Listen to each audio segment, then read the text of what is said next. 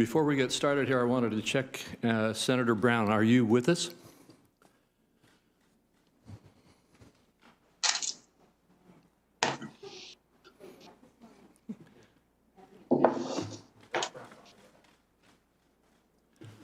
Try one more time. Senator Brown, are you with us?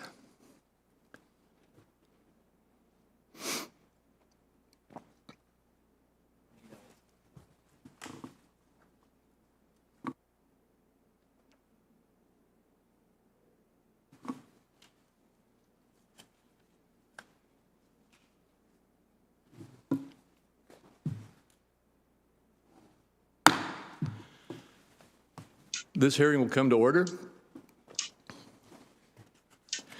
Today's hearing is a hybrid format, and the hearing room has been configured to maintain the recommended 6-foot social distancing between senators, witnesses, and other individuals in the room necessary to operate the hearing, which we have kept to a minimum. For those joining remotely, a few video conferencing reminders. Once you start speaking, there will be a slight delay before you are displayed on the screen. To minimize background noise, please click the mute button until it is your turn to speak or ask questions. If there is a technology issue, we will move to the next senator until it's resolved. I again remind all senators and our witnesses that the 5-minute clock still applies, and those of you who are remote should all have a box on your screen labeled clock that will show how much time is remaining. We'll try to give you a gavel reminder when your time is almost expired. To simplify the speaking order process, Senator Brown and I have again agreed to go by seniority for this hearing. With that, we welcome our witnesses to this hearing, the Honorable Stephen T. Mnuchin, Secretary of the Department of Treasury, and the Honorable Jerome H. Powell, Chairman of the Board of Governors of the Federal Reserve System. Welcome to both of you. Today's witnesses will provide testimony as required under Title IV of the CARES Act. Congress has appointed nearly $3 trillion, appropriated nearly $3 trillion to protect, strengthen, and support Americans, to fight the pandemic, and also to stabilize the infrastructure of our economic system. Title IV of the CARES Act provided a $454 billion infusion into the Exchange Stabilization Fund to support the Federal Reserve's 13(3) emergency lending programs and facilities that facilitate liquidity in the marketplace and support eligible businesses, states, municipalities, and tribes. So far, approximately $195 billion of funds under the Title IV CARES Act have been leveraged to provide trillions of dollars in liquidity back into the markets, supporting credit flow and helping to stabilize the economy through the primary market and secondary market corporate credit facilities, the Term Asset-Backed Securities Loan Facility, the Main Street Lending Program, and the Municipal Liquidity Facility. That leaves around $250 billion in funding remaining under Title IV of the CARES Act. There's been significant interest in exploring ways that the Main Street Lending Program, which offers financial support to smaller and medium-sized businesses and nonprofits, can be improved to expand its access and utilization. Earlier this month, the Banking Committee held a hearing on the status of 13(3) facilities where witnesses made the case and provided recommendations for the change to the terms of the Main Street Lending Program to broaden its access and use and to address commercial real estate markets. In that hearing, Hal Scott, President of the Committee on Capital Markets Regulations, shared his view that small and medium-sized businesses will need financial support for several years to recover from the impact of the COVID-19 pandemic. He continued, while our economy is improving, given the depth to which it fell, there is still a long way to go. Small business revenues continue to be well below pre-pandemic levels, and the recovery has stalled since July. A key part of this financial support should come from the Main Street program authorized by the CARES Act. In the same hearing, Jeff DeBoer, President and CEO of the Real Estate Roundtable, painted a bleak picture of the condition of the commercial real estate market. He said it is impacting their ability to meet their debt service obligations, which increases pressure on financial institutions, pension fund investors, and others. And he said it is pushing property values down to the detriment of local governments, It is causing much stress in pools for commercial mortgage-backed securities, and it is threatening to result in countless commercial property foreclosures. The situation must be addressed. In July, I sent a letter to each of you, Secretary Mnuchin and Chairman Powell, urging you to expand access to the Main Street lending program, including by setting up an asset-based lending program and addressing the commercial real estate market. In addition to expanding the Main Street lending program, there's been meaningful interest in opportunities to allocate remaining CARES Act funds. In August, House Financial Services Committee Ranking Member McHenry and I sent a letter to each of you urging you to implement the remaining funds under Title IV to work to the fullest extent, including by expanding the Main Street lending program to further support Main Street businesses, their workers, and the American economy. The Federal Reserve's 13(3) facilities play a critical role in strengthening the economic recovery. It's important to continually assess what areas of the economy and financial markets continue to be in need of support and identify options for providing additional needed support, whether through expanding existing facilities or creating new facilities. In July, I sent a letter to the federal banking regulators, urging each of them to extend and expand critical CARES Act relief where there is discretion, including relief from the community bank leverage ratio to at least December 2021, the troubled debt restructurings to at least January 1, 2022, and the current expected credit losses, or CECL, to at least January 1, 2023. Since that letter, I've heard additional concerns from both banks and credit unions. Not only have banks and credit unions experienced a significant inflow of deposits during this pandemic, but Congress also has tasked them with supporting the economy, particularly through the Paycheck Protection Program. Their role and these unique circumstances threaten to cause key regulatory thresholds to be breached and a ratcheting up of regulation that would otherwise not occur that could keep them on the sidelines. The regulatory framework should account for these unique circumstances and enable banks and credit unions to continue supporting the recovery. Title IV also contains robust oversight provisions. Section 4026 is what brings us here today, and it also established the Congressional Oversight Commission, which has held 2 public hearings and issued 4 reports to date, and the Special Inspector General for Pandemic Recovery, who has to date issued 1 report and continues his important work.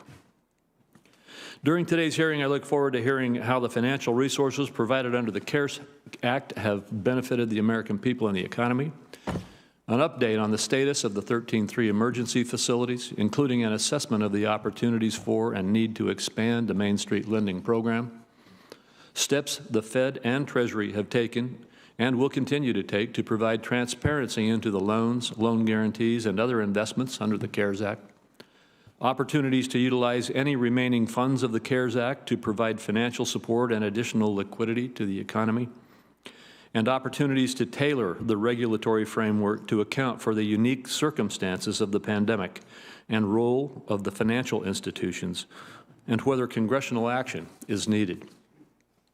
Although there have been positive economic signs in recent months, Americans continue to struggle with and feel the effects of the COVID-19 pandemic and still need relief.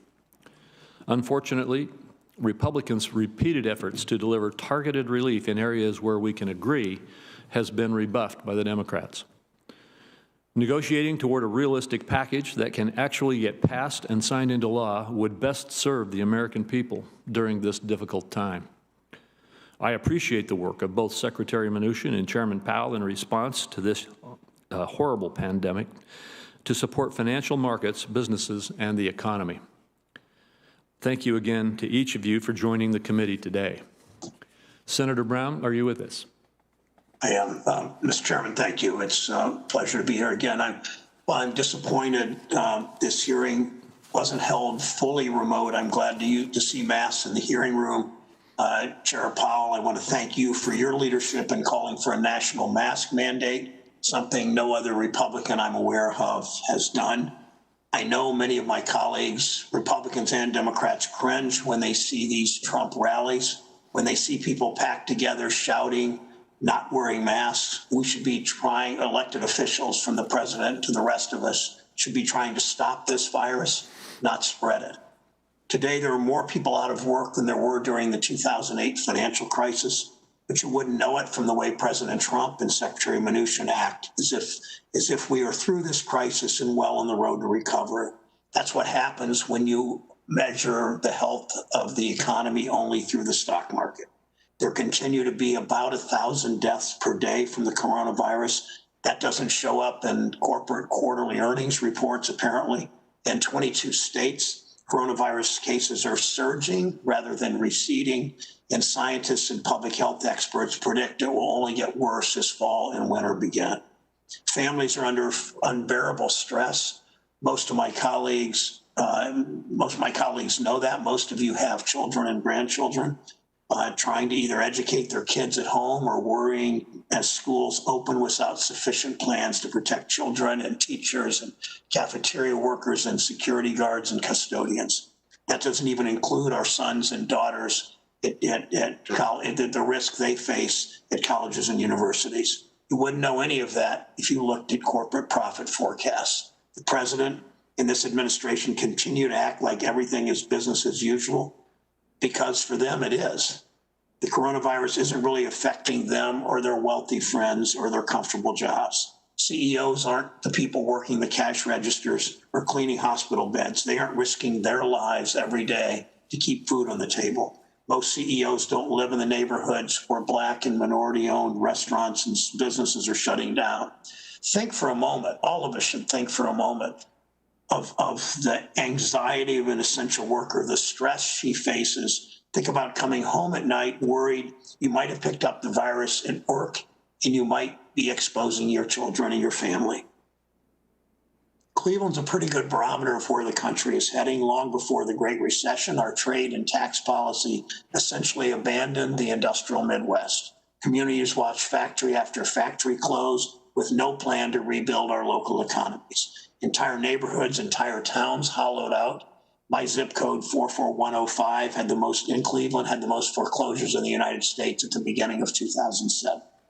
By the next year, thousands of cities across the country were suffering. Millions of families lost their homes. The story of our zip code became the story of the whole country because the government took care of Wall Street.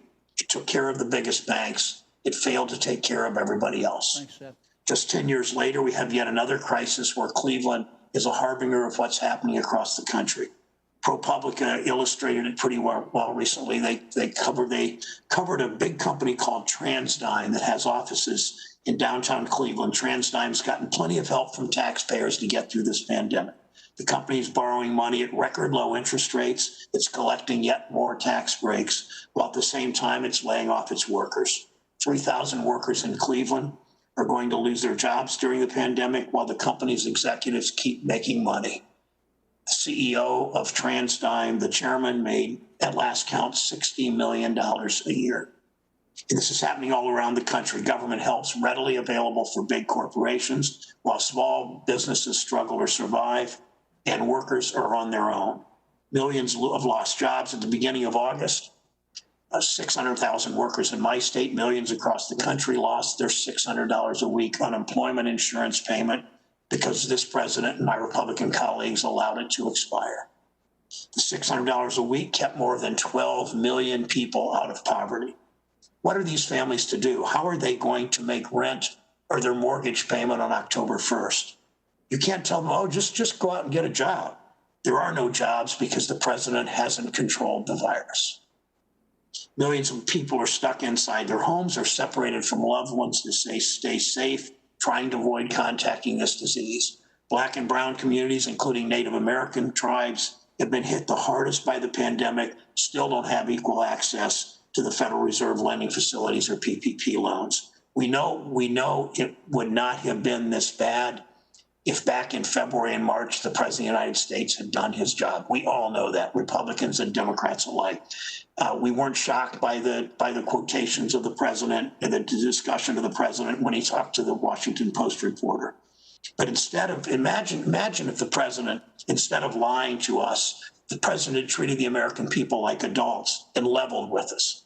Imagine if he'd worn a mask The president had worn a mask and practiced social distancing. Imagine if you had a real plan to mobilize all of America's vast ingenuity to scale up production of tests and contact tracing and protective personal equipment.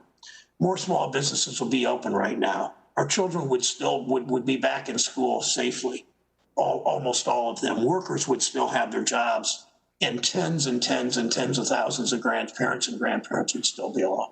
We know that.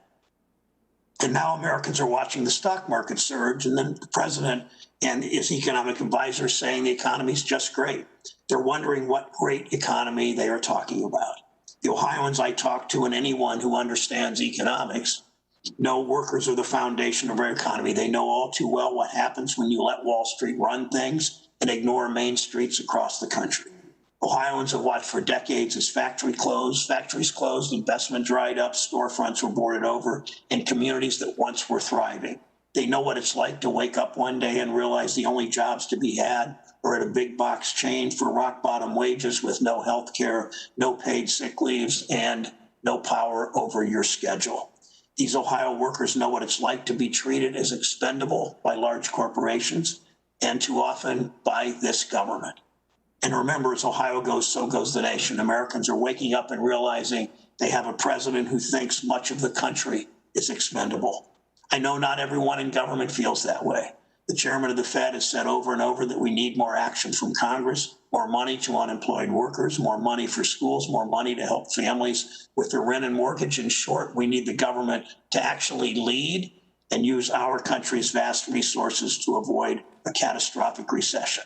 In our last hearing in this committee, all the expert witnesses, the one chosen by the minority, the two chosen by the majority, they all agreed on one thing: people need their government to actually step in to support our families, something the Senate majority has failed to do. It seems the only people that aren't getting this message, that we need government to step up in a big way for unemployed workers, for emergency rental assistance, to open our schools safely to local governments, the Postal Service, the elections. It seems the only people who aren't getting that message are President Trump, Secretary Mnuchin, sitting in front of us today, and Republican senators scattered around the room. It's not as if Republicans are not capable of taking action. Mitch McConnell moves heaven and earth to do huge favors for big corporations. Look at the tax giveaway. We spent $2 trillion making the richest people in our country richer. The president promised to grow the economy. It didn't. He promised it would pay for itself. Not even close. He promised it would mean workers got a $4,000 raise. None of that happened. It was incredibly unpopular, but McConnell got all his Republican senators, he always does, to vote for it. Trump wanted it, then McConnell wants it, then the entire Senate Republican caucus wants it. Senator McConnell's made sure Trump's corporate judges are approved. He's bent over backwards to stack a Supreme Court that will gut the Affordable Care Act, rip away protections for pre-existing conditions. Almost half the people in my state have a pre-existing condition, and always side with corporations over workers. And now we know he's even willing to reverse his own position to confirm yet another Supreme Court justice. When it comes to doing the bidding of Wall Street and the wealthy, Mitch McConnell can whip the Senate into action. He thinks everything else can wait. Most Americans can't afford, Mr. Chairman, to wait any longer. We're up against a global health crisis that will spiral into a global economic crisis unless we act now. We face a challenge that requires this government to be at its best, to work together to do big things. We need an economic rescue package for everyone, help to keep families in their homes, to protect workers in their jobs, keep seniors and veterans and students who are at risk, give them help. We need it fast. Democrats are ready to meet this moment. House Democrats passed the HEROES Act 5 months ago. President Trump, Senate Republicans move heaven and earth to help Wall Street and their wealthy friends. When will they be ready to do the same for everyone else? We will now move to the testimony of our witnesses. Secretary Mnuchin, you may go first. Please proceed.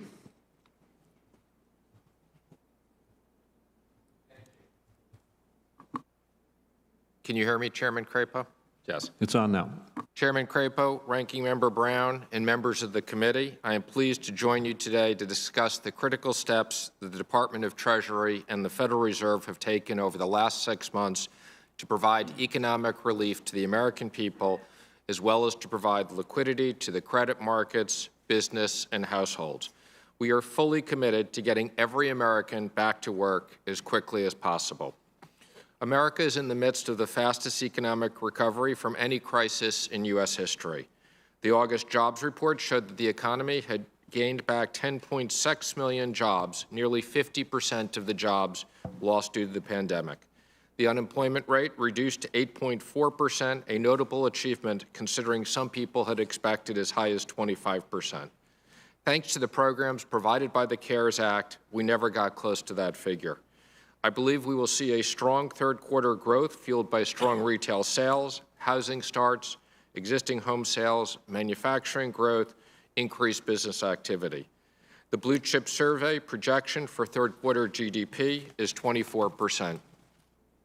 The recovery has been strong because the administration and Congress worked together on a bipartisan basis to deliver the largest economic relief package in American history. The Federal Reserve has been instrumental to the recovery by implementing 13 unique 13-3 lending facilities. Economic reopenings combined with the CARES Act have enabled a remarkable economic rebound, but some industries, particularly hard hit by the pandemic, do require more relief. The President and I remain committed to providing support for American workers and business. We continue to work with Congress on a bipartisan basis to pass a Phase 4 relief package. I believe a targeted package is still needed, and the administration is ready to reach a bipartisan agreement. I would also encourage the Senate to pass promptly the bipartisan continuing resolution that was passed in the House. Treasury has been working hard to implement the CARES Act with transparency and accountability. We released a significant amount of information to the public on our website, treasury.gov, and usaspending.gov. We've released more information than is required by the statute. The Federal Reserve has also posted information on its website regarding the lending facilities. We have provided regular updates to Congress, this marking my 7th appearance before Congress for CARES Act hearings. Additionally, we are cooperating with various oversight bodies, including the new Inspector General, the Treasury Inspector General, the Treasury Inspector General for Tax, the new Congressional Oversight Commission, and the GAO. We appreciate Congress's interest in these issues and have devoted significant resources to inquiries. We remain committed to working with you to accommodate Congress's legislative needs and the whole-of-government approach to defeat COVID-19.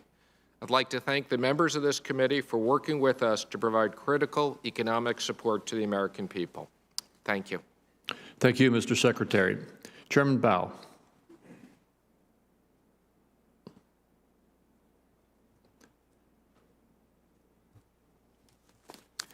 Thank you. Chairman Crapo, Ranking Member Brown, and other members of the committee, thank you for the opportunity to update you on our ongoing measures to address the hardship wrought by the pandemic. The Federal Reserve, along with others across government, is working to alleviate the economic fallout. We remain committed to using our tools to do what we can for as long as it takes to ensure that the recovery will be as strong as possible and to limit lasting damage to the economy. Economic activity has picked up from its depressed second quarter level when much of the economy was shut down to stem the spread of the virus. Many economic indicators show marked improvement. Household spending looks to have recovered about 3/4 of its earlier decline, likely owing in part to federal stimulus payments and expanded unemployment benefits. The housing sector has rebounded, and business fixed investment shows signs of improvement. In the labor market, roughly half of the 22 million payroll jobs that were lost in March and April have been regained as people return to work. Both employment and overall economic activity, however, remain well below their pre-pandemic levels, and the path ahead continues to be highly uncertain. The downturn has not fallen equally on all Americans. Those least able to bear the burden have been most affected. The rise in joblessness has been especially severe for lower wage workers, for women, and for African Americans and Hispanics. This reversal of economic fortune has upended many lives and created great uncertainty about the future. A full recovery is likely to come only when people are confident that it is safe to re-engage in a broad range of activities. The path forward will depend on keeping the virus under control and on policy actions taken at all levels of government. Since mid-March, we have taken forceful action, implementing a policy of near-zero rates, increasing asset holdings, and standing up 13 emergency lending facilities. We took these measures to support broader financial conditions and more directly to support the flow of credit to households, businesses of all sizes, and state and local governments. Our actions, taken together, have helped unlock more than $1 trillion of funding, which in turn has helped keep organizations from shuttering, putting them in a better position to keep workers on and to hire them back as the economy continues to recover. The Main Street Lending Program has been of significant interest to this committee and to the public. Many of the businesses affected by the pandemic are smaller firms that rely on banks for loans rather than public credit markets. Main Street is designed to facilitate the flow of credit to small and medium-sized businesses. In establishing the facility, we conducted extensive outreach, soliciting public comment and holding in-depth discussions with lenders and borrowers of all sizes.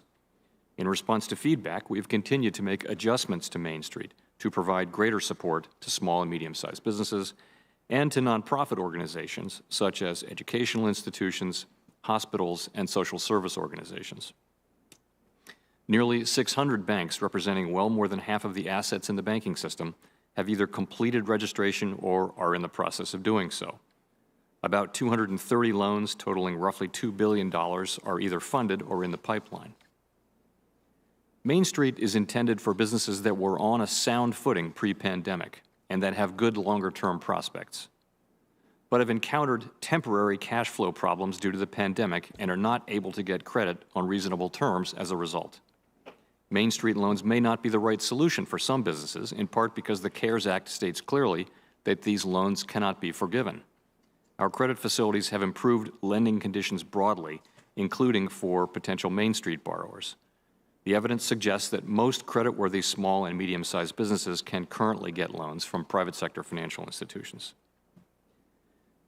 Many of our programs rely on emergency lending powers that require the support of the Treasury Department and are available only in unusual circumstances. By serving as a backstop to key credit markets, our programs have significantly increased the extension of credit from private lenders. However, the facilities are only that, a backstop. They are designed to support the functioning of private markets, not to replace them. Moreover, these are lending, not spending powers. Many borrowers will benefit from these programs, as will the overall economy. But for others, a loan that could be difficult to repay might not be the answer. In these cases, direct fiscal support may be needed. Our economy will recover fully from this difficult period. We remain committing to using our full range of tools to support the economy for long as needed. Thank you. Thank you, Chairman Powell.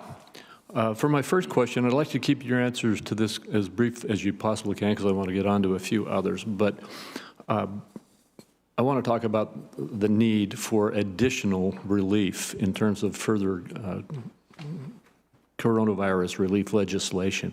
I think both of you have said that what we've done so far has been very helpful. It's having the results that you've talked about, but that some more is needed, and I believe both of you have said that we need to, in this next legislation, be more targeted. Is that correct? That is correct. And Chairman Powell, correct? Yes, I would, of course, defer to the Secretary and to you on the actual contents of the legislation. Sure, and I understand that. There's clearly a big gap between the House and the Senate negotiations and the positions on the next COVID-19 relief. That being said, there is also a very significant amount of agreement in specific areas where I believe if we were to pick up those specific areas where we do have relief and pass those, that we could have a significant positive impact. And I'd just like to ask each of you to comment on whether you believe, and I realize you have a hard time, Mr. Chairman, talking about what Congress should do, but would it be beneficial to our relief efforts if we were able to pass at least the agreements that we have already reached, if we could take those targeted areas where we do have agreement in Congress and move forward on them? I believe there is significant bipartisan support for legislation that supports kids and jobs, particularly for extending the PPP to those hard-hit industries that need a second payment. And yes, I think that would be very meaningful for the economy broadly and for those most impacted as a result of COVID. All right, thank you. You want to say anything, Mr. Chairman, on that? I just would briefly add that I do think it's likely that additional fiscal support will be needed, and I think these are great areas to be looking at. And in terms of targeting how we approach this, on July 31st, I sent both of you a letter regarding expanding the Main Street lending facility to allow for asset-based lending and for a commercial real estate facility. Yesterday, I met with many of the restaurant owners from Idaho, and there is a bill, as you're probably aware, to try to establish a targeted legislation to deal with our restaurant industry. You've both responded to me that there is some difficulty in putting together the kind of relief I requested for asset-based lending and for the commercial real estate markets. Could both of you just expand quickly? We got about a minute left for each of you on my time as to what the difficulties are there and how we may proceed to get some targeted relief in those areas. Yeah, Mr. Chairman, I think as it relates to commercial real estate, the chair and I have spent a lot of time on this, and we're very sympathetic to the issue. There are structural issues because in many cases these loans are in commercial mortgage-backed securities that have prepayment penalties and don't allow for additional funding behind them. But we continue to look at solutions. And I would just say as it relates to the restaurant and broader hospitality industries, we think those industries don't need more debt. What they need is economic relief because they're shut down as a result of COVID. So that would be more of a forgivable loan or a grant program? More PPP money, again, targeted, in this case, very targeted to businesses that have decreased revenues would be very important to saving jobs. And would you both agree that the PPP program needs to be made even more flexible?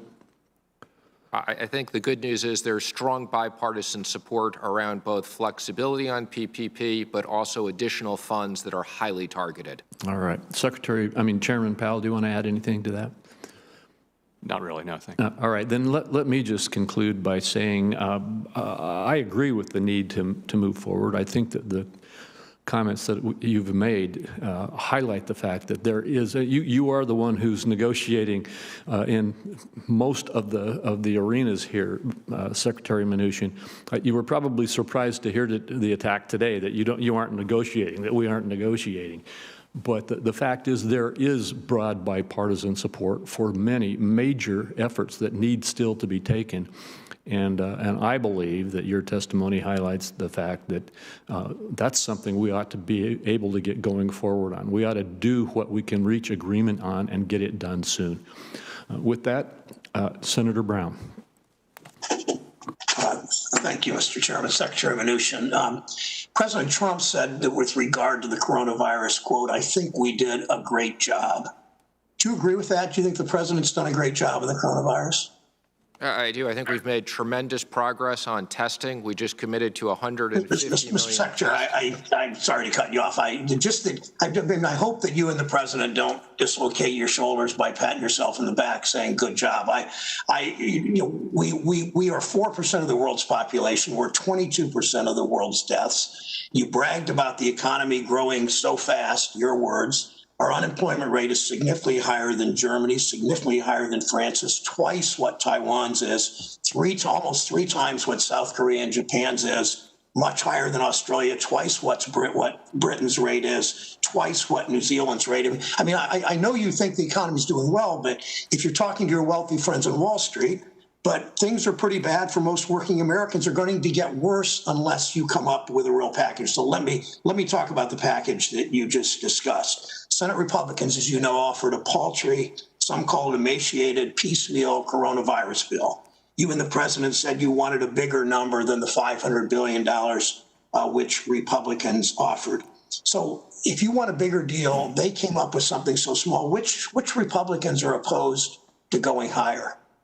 Well, let me just clarify. I'm not bragging about the economy. What I've said is we've made a major recovery from a shutdown, but we have more work to do, and that's why the president and I want more support. I Well, you probably cried spoke when you to said it was Speaker the fastest Pelosi. economic growth we've seen. I've probably spoken to Speaker Pelosi 15 or 20 times in the last few days on the CR, and we've agreed to continue to have discussions about the CARES Act. And I would encourage, like we had bipartisan support in this Senate, 96-0 and 100-0.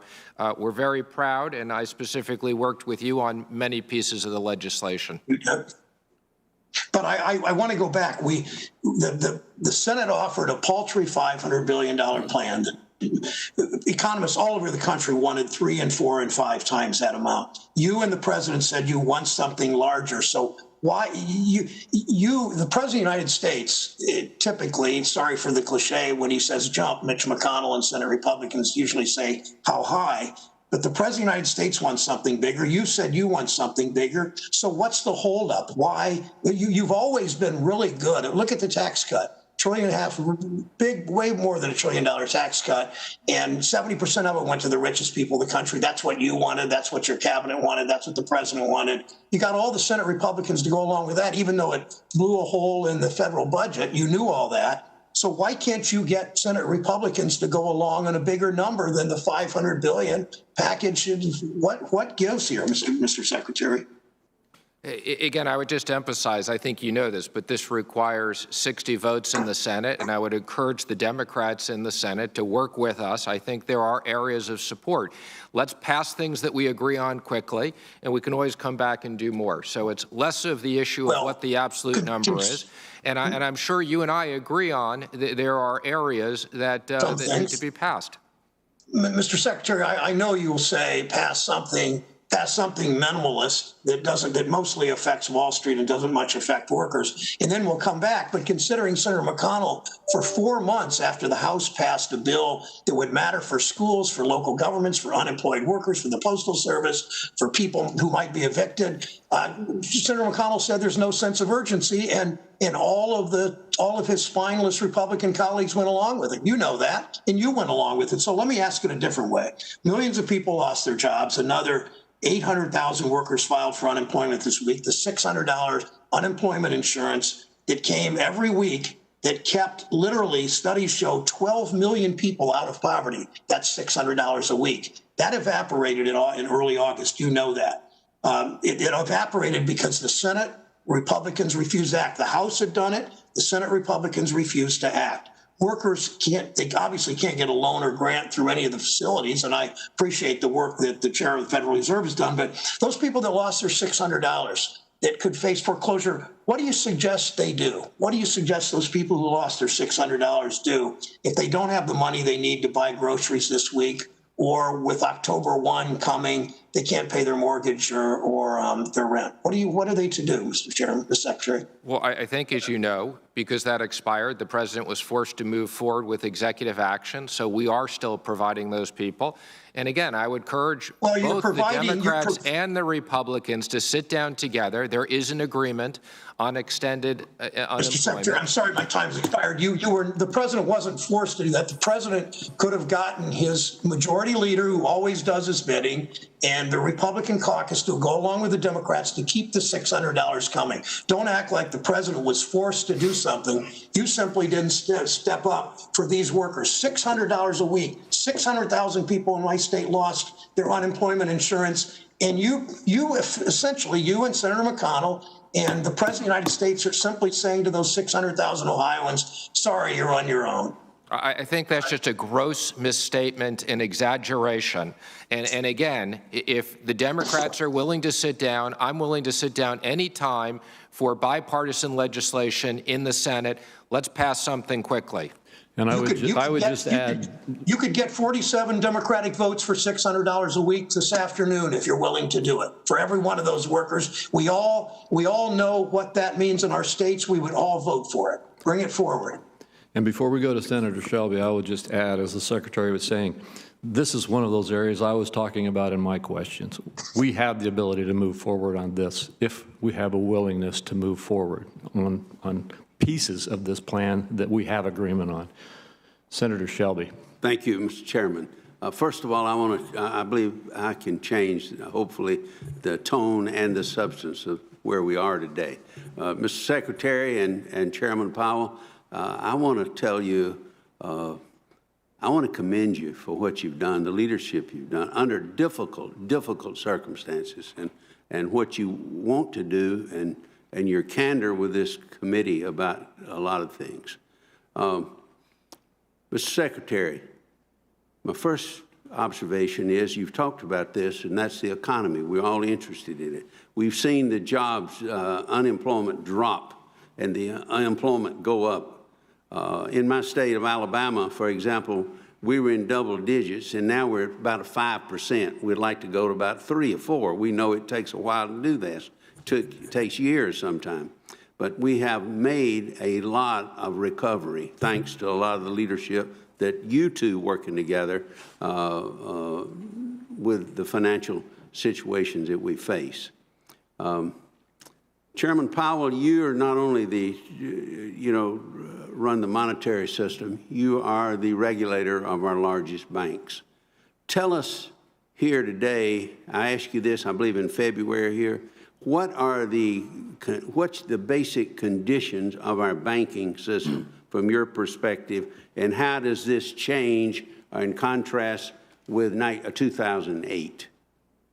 I'd say it's a completely different and much better situation than we faced in 2008. So, as you know, we spent a decade working on strengthening capital requirements, liquidity requirements, better ability to understand and manage the risks that institutions are running. And I think you see the results of that now. So our banks so far have really been, a source of strength. They've been able to absorb deposits. Considering all the problems we're facing right now, they've shown resilience, have they not? They have. Now, of course, it's early days. We can't be declaring victory, but yes, so far they've been a source of strength. What do you've talked about different views from the Fed as far as deflation, inflation, and so forth, and basically say we need a little inflation, and we do when we're trying to deal with recovery. What's your outlook on that? Because we're dealing with price stability, we're dealing with the job market, everything that goes with it. So, of course, for many years, the problem was too high inflation. We can both remember that very well those days, and it was very important for the Fed to get high inflation under control. We did. Today's challenge is a little bit different. There are disinflationary pressures widely around the world, and you see in Europe and in Japan, for example, extremely low interest rates, very low inflation, and the central bank, because rates are so low and inflation is so low, the central bank really doesn't have as much firepower as it would like to respond. So we just want inflation to be 2% on average, not much higher, just 2% on average. That's what we want, and that'll give us the ability to have significant ability to cut rates when the economy turns down. Mr. Secretary, we've made great strides. You talked about it. I don't think you were bragging. You're just stating what's happening here, which we all know. The data is there, and you have to face and play with it and face it, and you're doing a good job there. How do we move to the next step? Because I believe we're on the threshold, maybe, of a robust and sustained economic recovery that maybe we haven't seen. People are saving money. They're staying home. The retail sales are down, but people ultimately are going to get out and buy and push this economy, I think. What's your belief on all that? I think the progress that we're going to make over the next few months on testing and vaccines is going to create tremendous encouragement for people to feel confidence. By the way, I also want to just personally thank you for your work on the CR. You've been instrumental. Well, we worked with you. We want to keep the government going at whatever cost, and I think it's important. You do too. Thank you. And I would encourage more targeted relief for businesses, particularly small businesses that through no fault of their own have been shut down or have government restrictions or state restrictions because of COVID.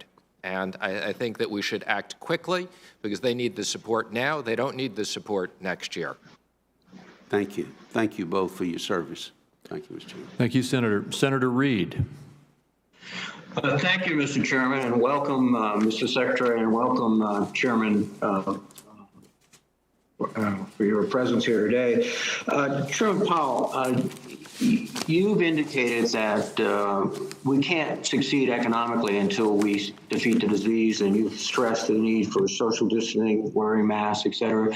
Could you elaborate on the economic effects of wearing masks and doing things that are in public health? Yes, I'd be glad to. So everyone wants to, I think, unanimously wants to reopen the economy and get back to full employment as quickly as possible. But doing that is going to go hand in hand with doing things like wearing masks and keeping social distancing and that sort of thing, because that's what will help keep the spread of the disease in check, and that's what will enable more and more parts of the economy to reopen. And I'm thinking particularly of parts of the economy where there's close personal contact. So it's very important. In fact, doing those things is very much aligned with a fast reopening, as fast as is sustainable. I find it interesting that your comments are almost identical to the head of the CDC, the Center for Disease Control, and yet they're not being accorded any weight at all by the president. And he effectively is rejecting both medical advice and economic advice, and I think that is a phenomenon that is continuing to see us ineffective in dealing with the disease, and I hope it changes.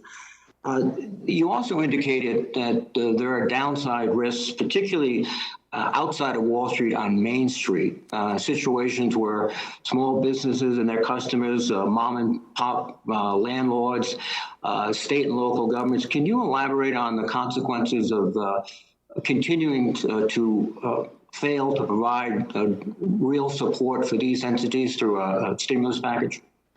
Yeah, so let me say that I think that the CARES Act provided great support and should get a lot of the credit for the recovery we have so far, which has been faster and stronger than most forecasters anticipated, certainly faster and stronger than I anticipated. And so the risk going forward is that people now are spending because they got money in the bank even though they're unemployed. They may have saved part of the checks that they got or the unemployment insurance. The risk is that they'll go through that money ultimately and have to cut back on spending and maybe lose their home or lose their lease. And so that is the downside risk of no further action. We don't see much of that yet, but it could well be out there in the not too distant future. Well, with respect to rentals and mortgages, we know there's a tsunami brewing because through federal and local legislation, there's been a ban on evictions and a ban on foreclosures, but that ban will end one day, and it'll come unless we move in dramatically now and provide resources to help. One of the key actors in this whole process is state and local governments, and in the CARES package, we provided resources for them. I think they could be used more liberally. I think the Secretary could, by rule, expand access and flexibility, indeed including taking care of lost revenue, and I hope he can do that.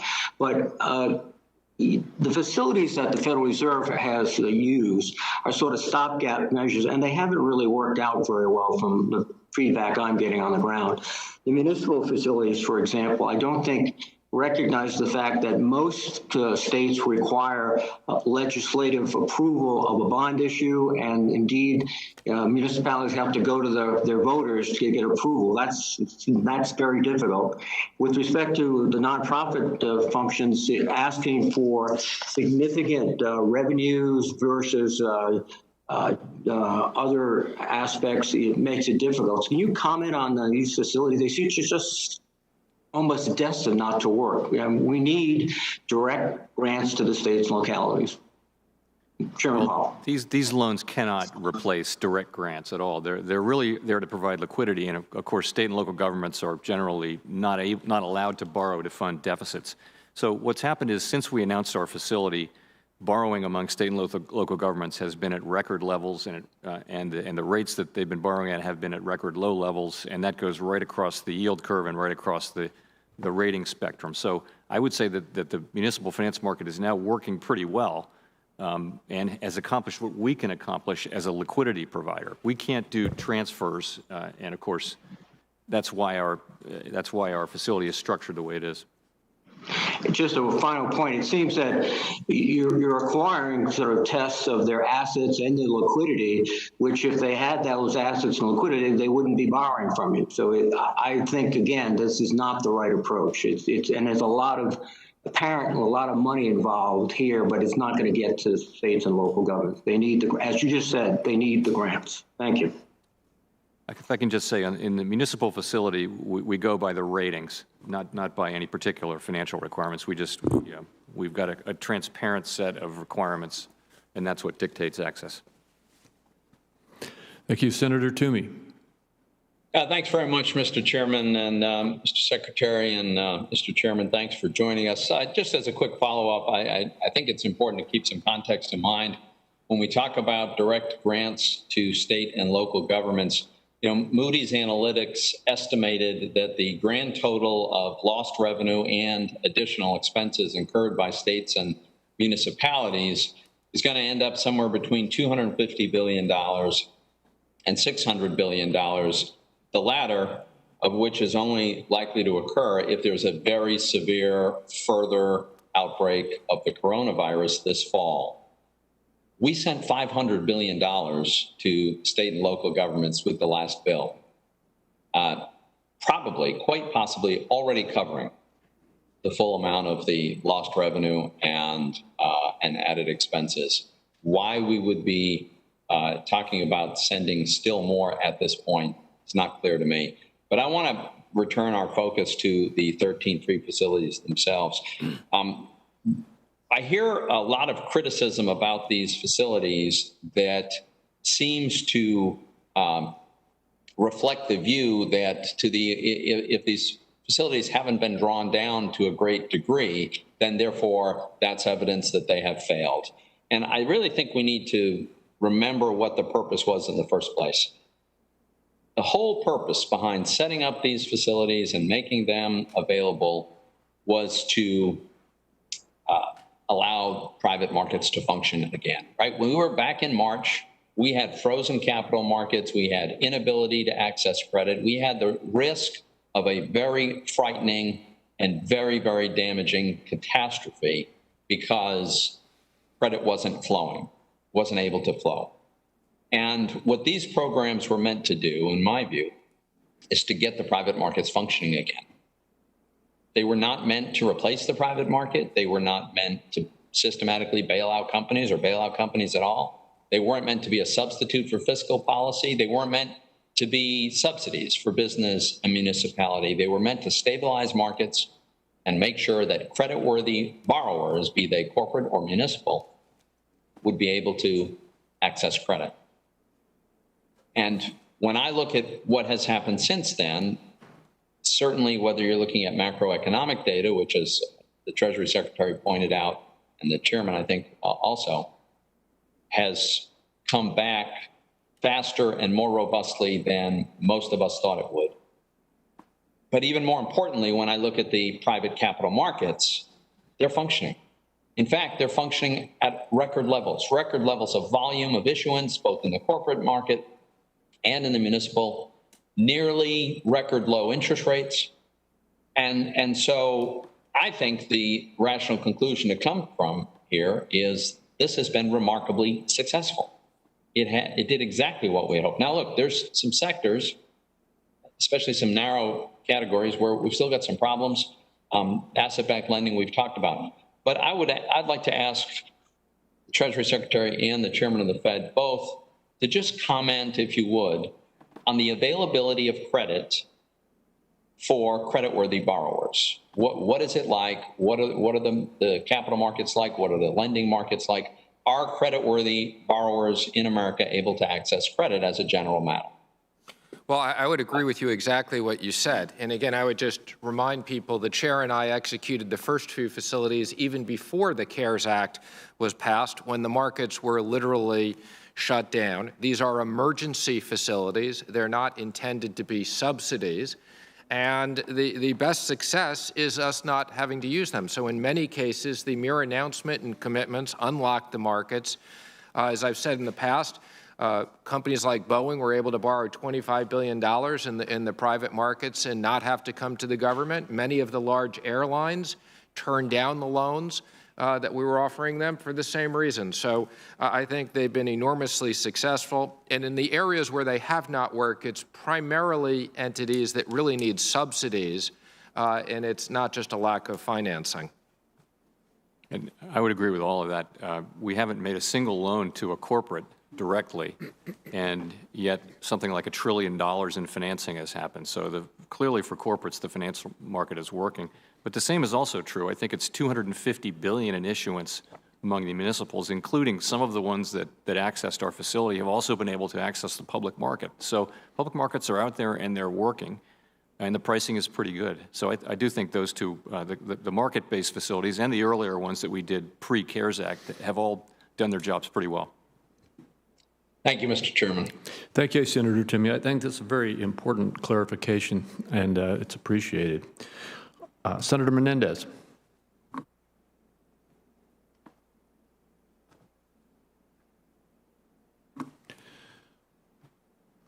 If Senator Menendez is not available, Senator Tester. Thank you, Mr. Chairman, and I want to thank Secretary Mnuchin and Chairman Powell for being here today. This question is for you, Secretary Mnuchin. The chairman referred to this hearing a couple weeks ago when we heard from 3 witnesses at varying views of what needs to be done to move forward, but they were all in agreement that what's happening now is insufficient. The $500 billion Treasury slush fund isn't making it to Main Street business, as has already been pointed out, to workers, to families, and those are the folks that need the most assistance right now. PP is long gone. Many of the small businesses, their employees continue to struggle. There's been help for airlines, which I agree with. But what about the restaurants, the gyms, the venues, the breweries, the distilleries, the seasonal businesses, and others who are bearing the brunt of this crisis? The health and economic crisis is still there. These folks still need our help. And I see a lot of big names when I look at the disclosures, and those businesses may need support. But the only Montana lenders that have been able to utilize the facilities are for PPP. And no, I repeat, no Montana businesses have benefited from the program. So my question to you, Secretary Mnuchin, is what are you doing to help the real Main Street businesses that are in distress? Well, let me just first say, if this was a Treasury slush fund that I could use however I want, I would reallocate it to help those businesses immediately. But unfortunately, I need congressional authority. I have encouraged Congress that we'd be willing to give back $200 billion of unspent money to be reappropriated. There's also $130 billion of unspent money in the PPP. So I would encourage that we work together on a bipartisan basis to specifically help the types of small businesses that you're referring to. Have you asked for congressional authority to move that money to Main Street businesses? I've asked for congressional authority to reallocate that. That is in the most recent proposed legislation. And I've also repeatedly asked for the PPP to be reauthorized so we could use the $130 billion that's sitting there. Well, that will help Main Street businesses. Once again, and I say this for the senators that are on this call. Look, we had a proposal by Senator McConnell here a week ago that had poison pills in it to privatize education, which is what the process was for a long time, and to put impediments on our legal system. My God, why this can't be brought to the floor for the congressional authority at a minimum makes no sense to me. And I will tell you, Democrats are not holding that up. Chairman Powell, I have been told that the reason the stock market looks so good is because the Fed has been buying a lot of bad debt.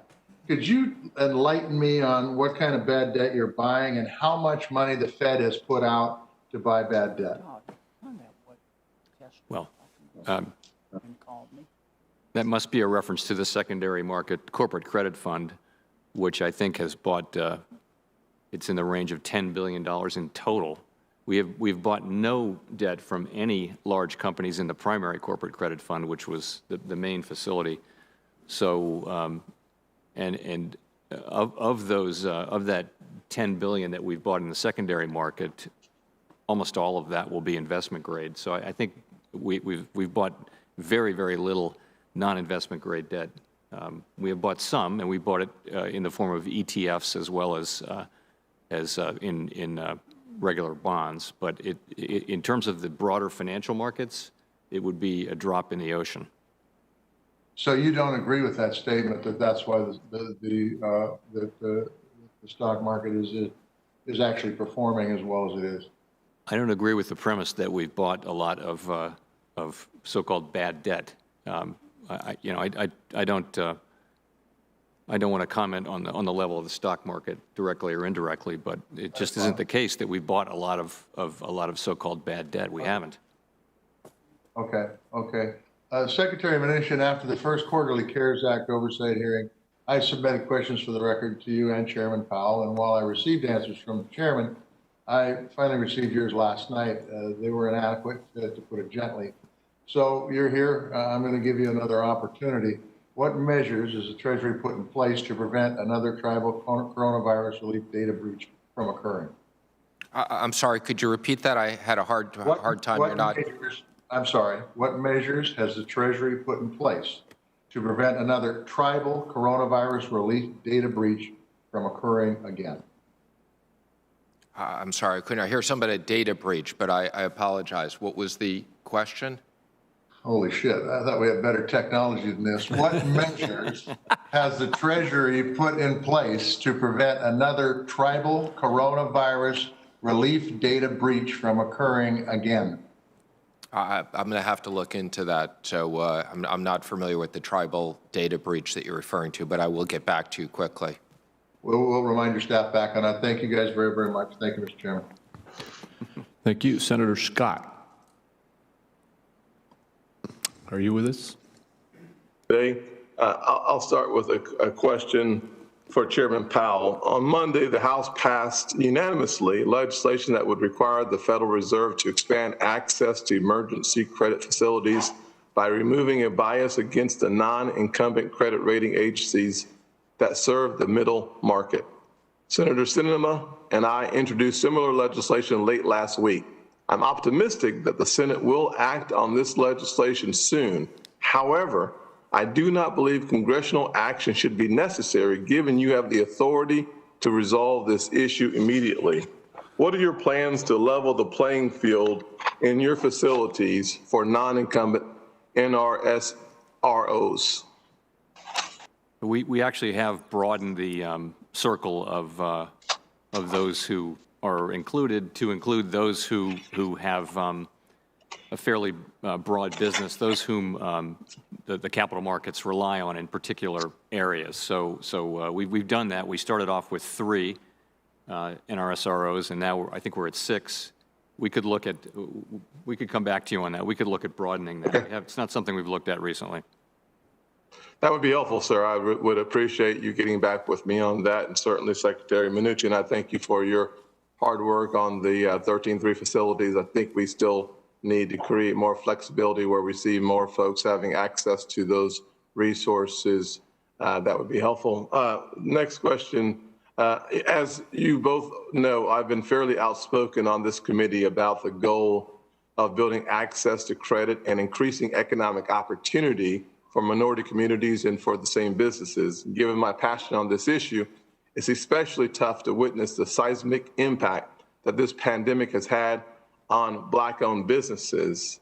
When I see reports like the one released last month by the U.S. Chamber of Commerce, which found that 66% of minority businesses are concerned about having to permanently close their doors, and 13% of minority-owned businesses that have applied for a loan to help survive the economic downturn have failed to secure funding, I'm really shocked at how dire these statistics are. Couple that with the CEO of Wells Fargo, Charlie Scharf's recent comments that he can't find talented Black individuals to be employed at Wells Fargo. I perhaps better understand the plight of so many minority-owned businesses if the CEO of Wells Fargo believes that he can't find enough talent. That is stunning, and if he needs any help, please have him give me a call. it is imperative that our most vulnerable and underserved communities are not left out of the economic recovery by making sure that those businesses can have access to the full benefits of the CARES Emergency Assistance Program that it sought to provide. Can you, Chairman Powell, describe some of the actions the Fed has taken to address the disproportionate impact this pandemic has had on Black-owned businesses and minority businesses as well? Sure. So let me agree that this is a very troubling situation. More broadly, the pandemic is falling heavily on minority and other groups.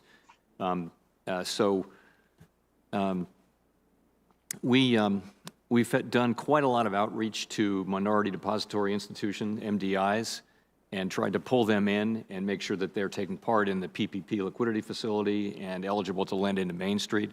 We've done the same thing with the community development financial institutions. And again, we've held webinars. We've been lots and lots of outreach to make sure they're included in the program. I think in terms of the loans that we're making, you know, our loans are broadly available to everyone who qualifies. But these are loans. Main Street is for, you know, somewhat larger companies. I do think a lot. Mid-sized businesses and larger, yes. Yeah, I think that's larger than a lot of minority businesses, and I do think PPP is also an excellent solution there. I do think, Chair Powell, and I think Secretary Mnuchin would agree with this, that the utilization of the MBDAs to help to market the smaller businesses under 300 or 500 employees to the PPP using the MBDAs, it has been an effective strategy. There are few, not many, but few small minority businesses that qualify for the Main Street lending program. I certainly would love to see more success in figuring out how to connect the dots. And I would imagine that if I'm discouraged by the comments of the Wells Fargo CEO, that many entrepreneurs and small businesses, minority businesses, see the entire financial industry with a bit of a raised eyebrow on the access to that when you see that 13% of those small businesses were unable to get the credit necessary, even though we are the guarantor of those loans that become grants. Thank you very much. Thank you. Senator Menendez.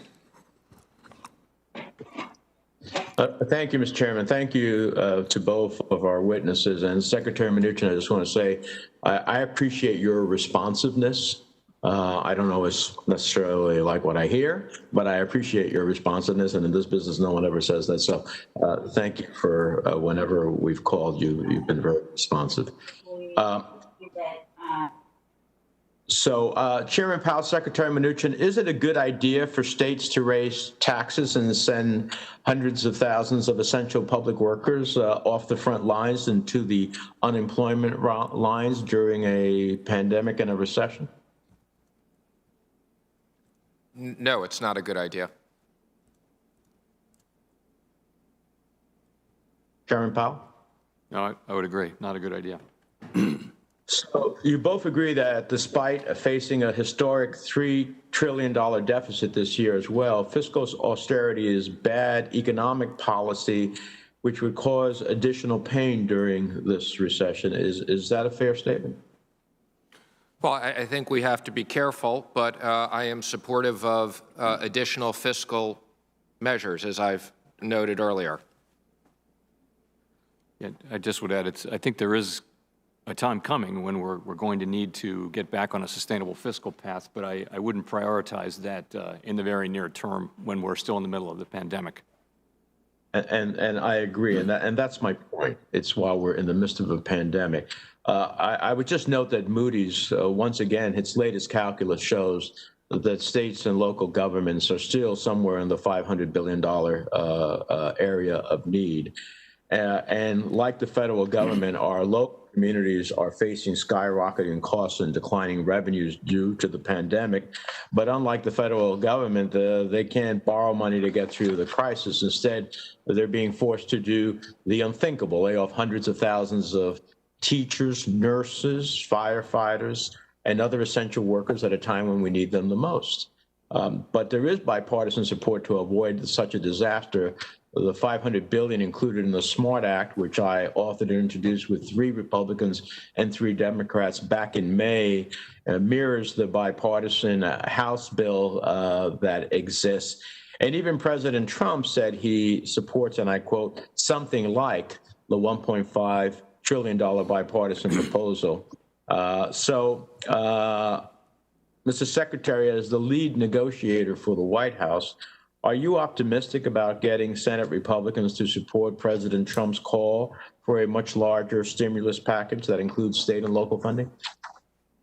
Well, the president has expressed flexibility to give more money to state and local governments, and also flexibility for the money we've already sent.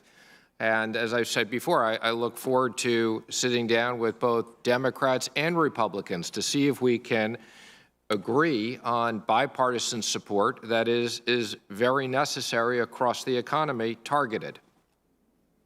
Well, I appreciate that. I think that your bigger challenge is going to be with those in the Republican caucus, of which Senator McConnell himself has said there's about 20 members of his caucus who don't want to vote for anything more. And I think there isn't any economist I have seen that suggests that not doing anything more in the midst of this pandemic is going to meet the challenges of families, of small businesses, and getting us back in shape. Secretary Mnuchin, in June, Chairman Powell issued a statement on racial equality that said, quote, everyone deserves the opportunity to participate fully in our society and in our economy. These principles guide us in all that we do, from monetary policy to our work to ensure fair access to credit across the country. And on Tuesday, before the House Financial Services Committee, he stated, quote, the rise in joblessness has been especially severe for lower wage workers, for women, and for African Americans and Hispanics. Mr. Secretary, would you agree with those statements? I would. So I've heard from a number of minority-owned businesses, and I know that in a previous answer there was a suggestion that PPP, well, there are minority-owned businesses in the 500-plus category. For example, in our nation, Hispanic Broadcasting, which serves an essential need in informing, a large part of the American society, would be in that middle market, but they're just some. I think we have an opportunity right now to demonstrate our commitment to serving minority communities in your implementation of the Mainstream program.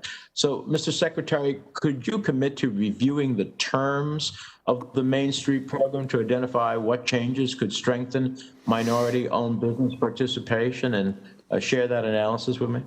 I will, and let me just say, I know Senator Warner has been working on, and I've spoken to Senator Crapo and Senator Scott and others about reallocating some of our money and committing $10 billion to CDFIs that could be leveraged to $100 billion of immediate lending into those communities that are especially hard hit. So I would encourage this committee to continue to look at that proposal. Thank you, Mr. Chairman. Thank you. Senator Sass.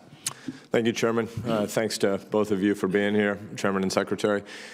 Secretary Mnuchin, when I'm home in Nebraska every weekend, the most common question I'm getting in this space is about the PPP forgiveness simplification issue for loans under $150,000. And I'm just curious as to whether or not you see a simplified forgiveness form coming. And given that we are approaching the 6-month deadline, what should small businesses do if we don't have certainty on that answer yet?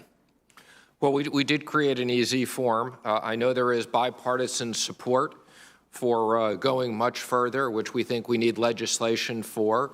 And we would support if there is legislation to have loans under $150,000 have a presumption, but allow for us to audit them as needed. And I know that's something that's been discussed. Thanks. Do you have any views on any of the specific proposals on, A, where your regulatory authority ends and where you need legislation, but then on the specific legislative proposals? We believe we need additional legislation to simplify it beyond what we've done, but would want to maintain, as I said, fraud protection. I completely agree with you on the fraud protection. So Is it your view, though, that small businesses, given what you know about where we are in the negotiation and all the hard work you've been doing in that space, as we get under 6 months from deadline, would you recommend that businesses that took $145,000, you think they should fill out the current, let's call it medium length form? Your easy form, but not really as simplified yet? Yeah, I would. I would encourage them. The portal is open. I would encourage them to move quickly and fill that out and not wait for legislation. But if we can get legislation to help them, that would be great. Thanks. I'd be interested in both of your views on the implications for the real estate markets of the transition to home remote work that we've seen over the last 6 months. Chairman Powell, maybe if you'd start, I'm interested in both housing and the commercial real estate markets. You know, it's there are clearly going to be significant implications. We don't know how long they'll last, but for now, you know, the prices of homes in the suburbs and second homes have gone up, and if you own an apartment in downtowns of a lot of cities right now, probably the value has gone down. It's going to be hard to say. You know, probably some of this will be sustained. People will work from home more. It's hard to say, though, if we, you know, if you think 10 years ahead, will it really be different than it would have been otherwise? Maybe at the margin. It's something we'll be watching carefully. Secretary Mnuchin.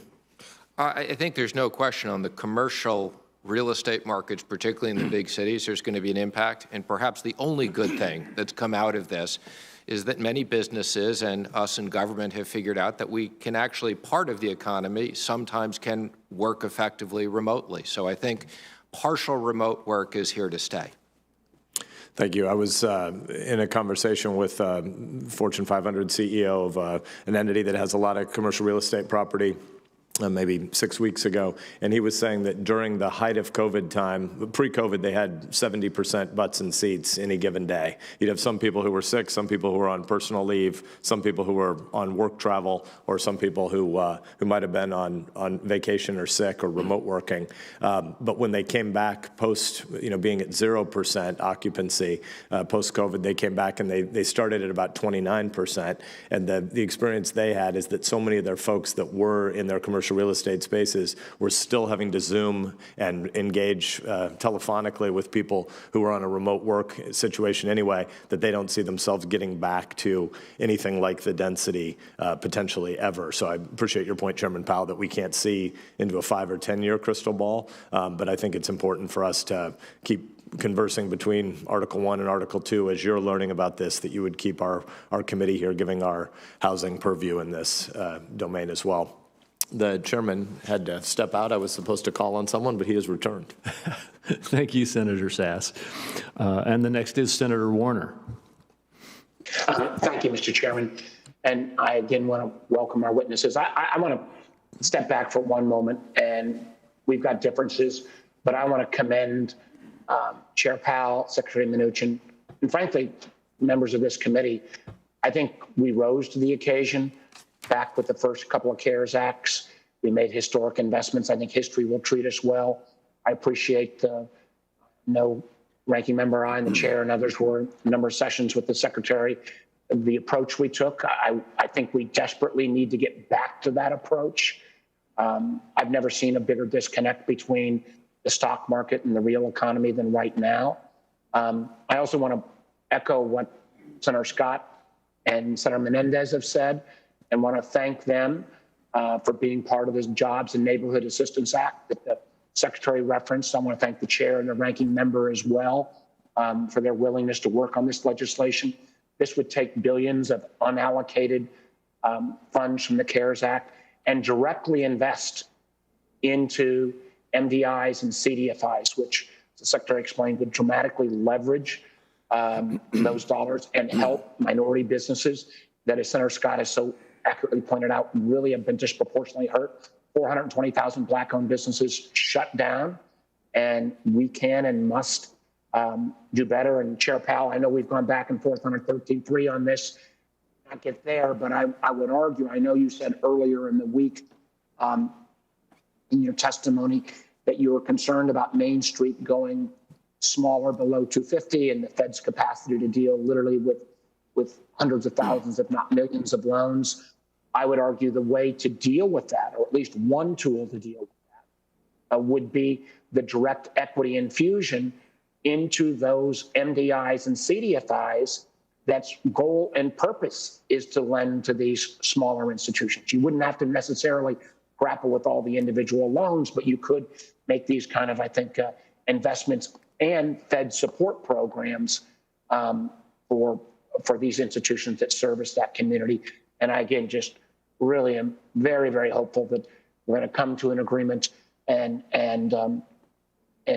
make that additional COVID relief package. I do want to get to a question, but I want to point, I guess the question I'll start with for Chair Powell is, your two predecessors, a series of both liberal and conservative economists came forward, said we need to make substantial stimulus investment that is in the trillions of dollars. I echo my Democratic colleagues that when the majority leader put forward a plan that was 1/3 of the size of what even the Trump administration suggested, that was not a good faith effort. I would strongly urge all of my colleagues that we ought to not break. We ought to get another COVID package out. It is essential. People in my state are hurting. I agree with Senator Sass. We need to go ahead and give the Secretary the presumption on those loans, $150,000 and under, that they can be presumed to be grants and really make that form shorter.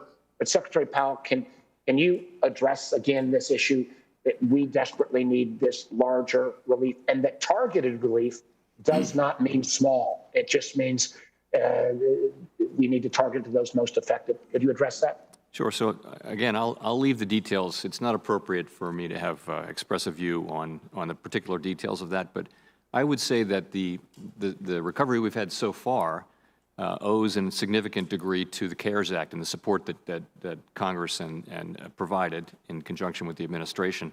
And I think while the economy has been doing better than expected, I think there's downside risk to that if there is no further fiscal support. The people there are still something like 11 million people whose payroll jobs they've not gotten their jobs back. Those people are able to spend now because of the checks that they got and because of the unemployment insurance that they got, the enhanced unemployment insurance. There's downside risk to the economy probably coming if some form of that support doesn't continue.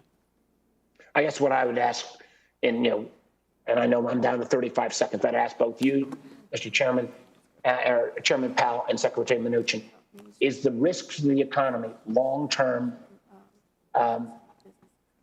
greater or less if we undershoot versus overshoot? I'd ask you to simply say, should we understimulate or overstimulate when we're at this critical point? On the margin, recognize. Again, I would just say we're going to have to. We will come back to a place where we need to get the U.S. federal government on a sustainable fiscal path. But again, I wouldn't prioritize that now when we're in the middle of a pandemic. Secretary Mnuchin, I know I'm over time. What I would say is forget the long term. The issue is now, and I would just say some is better than none. So I would encourage, again, bipartisan support. And again, let me also recognize this committee and the great work they did. And Chairman Crapo, if you and the ranking member and other members want to sit down, I'd be willing to come here anytime to continue to work with you. Thank you. Senator Cotton.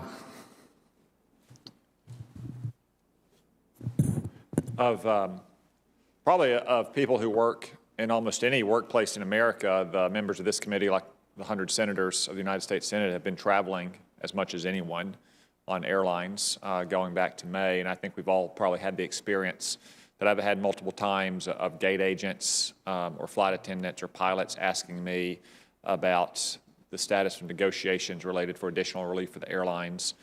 Just this past weekend, flying back to Washington, I had a flight attendant literally come up and hug me in my seat because she recognized me, quickly apologized for violating physical distancing protocol, but it's okay because we both had our masks on and it was brief, to tell me that she had been working for over 20 years with this airline. She was afraid she was about to lose her job in early October, and it would be the first time in her life she had ever gone on unemployment. And I told her that we're still working to do everything we could in Washington to try to avoid that fate, because not a single person in the airline industry or any of its ancillary industries, or for that matter in any business in America, from the frontline workers all the way up to the CEO and the board, is responsible for the fate that these businesses and industries find themselves in. It's a responsibility for the Chinese Communist Party and its incompetence and malignancy in covering up this disease from the very beginning. Secretary Mnuchin, what is the status of the administration's efforts to try to find some relief for the airline industry in particular? I know that you and the President and others have been meeting with the leaders of the companies as well as the leaders of their employees' unions. And I'd just like to hear what you have to say, and I'm sure that those workers would like to hear what you have to say as well.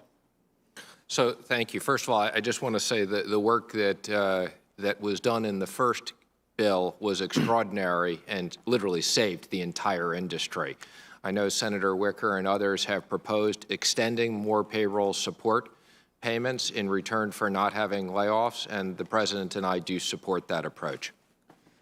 Is there anything that you have under existing authorities, either the CARES Act authorities or prior law, that could help the airlines avoid these coming layoffs? Unfortunately, there's not, but again, we are encouraged. There's a lot of money in the loan program that we are not going to use specifically for the airlines and reallocating that. Thank you. Chairman Powell, you just noted there's still 11 million Americans who have not gotten back to work. Almost as many have gotten back to work who lost their jobs at the height of the uncertainty about the pandemic in the spring. Obviously, the airline and related industries are one big one. Could you give us a sense of the other industries and the kinds of businesses in which those 11 million Americans who are still out of work are concentrated? Yes, there are big numbers of people still unemployed in the businesses that involve a lot of contact with the public. So it's hotels, it's entertainment, it's retail, it's restaurants, it's bars, all of the places where you're getting people in groups together and facing them face to face. That's not all of it, but that's a big chunk of the remaining unemployed. Yeah, and I think again, elected officials probably experience this as much as anyone in America today, given the amount of times we travel and the time we spend in hotels, or we used to spend in public venues speaking. And I, for one, am very mindful, I know most of our members are as well, about the impact this virus has had on them. In those industries, is the single best thing we can do to get a vaccine and get the virus under control, putting aside what kind of fiscal or monetary relief we may provide to them, just given the nature of the travel and hospitality and tourism and event industry? Is that the vaccine the single best thing that we could get? Yes, in the long run, I think that's what it's going to take to get business travel back to near where it was. Okay. For example. Final question, Chairman Powell. You've cited a couple times, as well as in your written testimony, the 13 different programs that the Federal Reserve has stood up. Which of those programs, in your opinion, has performed the best given its stated objectives? So I think the original ones that dealt with the funding markets stopped pretty quickly what was a budding run on short-term wholesale financing markets very early on. Those succeeded. I would also cite the corporate credit facility for having opened up the market really without making a single loan. After that, I would cite the PPLF was very successful in letting small banks make their PPP loans and then get them off their balance sheet so they could make more loans. I think the municipal facility has worked in the sense that we have $250 billion in muni issuance, which is much higher than even last year before the pandemic and at attractive rates. So I think there's a lot of success. I think there's also some difficulties. For example, Main Street is much harder, much more difficult. Thank you. Thank you. Senator Warren. Thank you, Mr. Chairman. The pandemic and the recession it created have hit communities of color the hardest. And I've said before that I believe that we need a policy response that acknowledges that. But it is equally important to recognize that racial inequality was amplified by the pandemic. It was not created by it. And even during periods of strong economic growth, measures of economic well-being for Black and brown Americans has lagged far behind those for white Americans. Now, Chairman Powell, the last time that you were before this committee, you told me that the persistent economic gap between Black and white Americans was an unhealthy feature of our economy. Is that still your view? Yes, it is, Senator. Good. And I agree with you on this. Since it was created in 1913, Congress has spelled out in law the mission of the Federal Reserve to keep unemployment as low as possible and to make sure that we have a stable financial system, the twin goals of the Fed. Now, you have policy tools at your disposal to accomplish those goals. For example, your decisions affect how much a family pays on a mortgage or a car loan. Your decisions determine how quickly someone gets credit in their bank account after a paycheck is deposited. But as you and I have discussed before, Black and white families face very different economic realities in this country. And that means decisions from the Fed affect those families differently. So the Fed recently took a step in the right direction by making it clear that fulfilling its mandate means keeping interest rates low long enough to allow growth to reach all households, not just those who are doing well already. And this is especially important because historically, in a time of crisis, Black unemployment jumps faster and then takes longer to go down. And the Fed shouldn't slow economic stimulus before Black workers see real economic gains. This updated statement interpreting your mandate is a good first step, but I believe the Fed could be doing more, and that's why I've introduced a bill with Chair Waters and Senator Gillibrand to require the Fed to use all of its tools to close racial economic gaps. So, Mr. Chairman, when you were here 3 months ago, you said that the Fed would be looking for ways to use your economic tools to do more to address racial disparities. So I want to follow up. Have you identified a comprehensive list of policies the Fed can pursue in order to make good on these commitments? What is on your list, Mr. Chairman? So I think you see on our part, a heightened focus on economic disparities, including racial economic disparities. And you see that if you look on our website, on the front page of our website, we have all of the things we're working on in that area. And it's really become quite a broad set of efforts, from data collection to research and things like that. And the reason we do that is that, you give us maximum employment as a goal, and maximum employment we now view in our new framework as a broad and inclusive goal, which really means we're not just looking at the aggregates. We're going to look at different demographic groups and different measures. So I think we are doing the things that we can do with our tools to address these issues of disparate economic outcomes. I actually think that the far stronger and more important tools are not those of the Fed. Nonetheless, I think that we are and should be using our tools to the extent we can. And actually, I would just close by saying that all of that is taking place under our current legislative mandate. I don't really think you need to change the law to get us to do this. We're doing it already. I appreciate that, Mr. Chairman, that you are trying to do this. But I asked you two things. The first one is just name a couple of the specific things you're doing. What did you put on your list in the last 3 months? Okay. I appreciate that you say you've given focused attention and more attention on this. What changes did you make? The first and most important one is the one that I mentioned, which was to define our maximum employment goal as a broad and inclusive one. But I mentioned that one. What other things? What other things? I would point to the fact that we've been outspoken at the Fed on our commitment to diversity and to racial justice. I appreciate that, Mr. Chairman, but words aren't good enough on this issue. Every economic policymaker, including the Fed, should be taking steps to confront racial economic disparities head on. And frankly, this can't just be a one-time exercise. I appreciate that you say it's important to you, but the Fed needs to focus on this issue during your tenure and during the tenure of all future Federal Reserve chairs. And that's why I have legislation that would require the Fed to talk about these gaps as part of its regular reporting to Congress. And my legislation would also ensure that the Fed uses everything in its toolkit to eliminate those racial disparities. There is so much more the Fed could be doing. Consider access to credit for Black borrowers when evaluating merger applications. Make sure that payments hit bank accounts faster. Use the Fed lending facility to prevent layoffs in state and local government.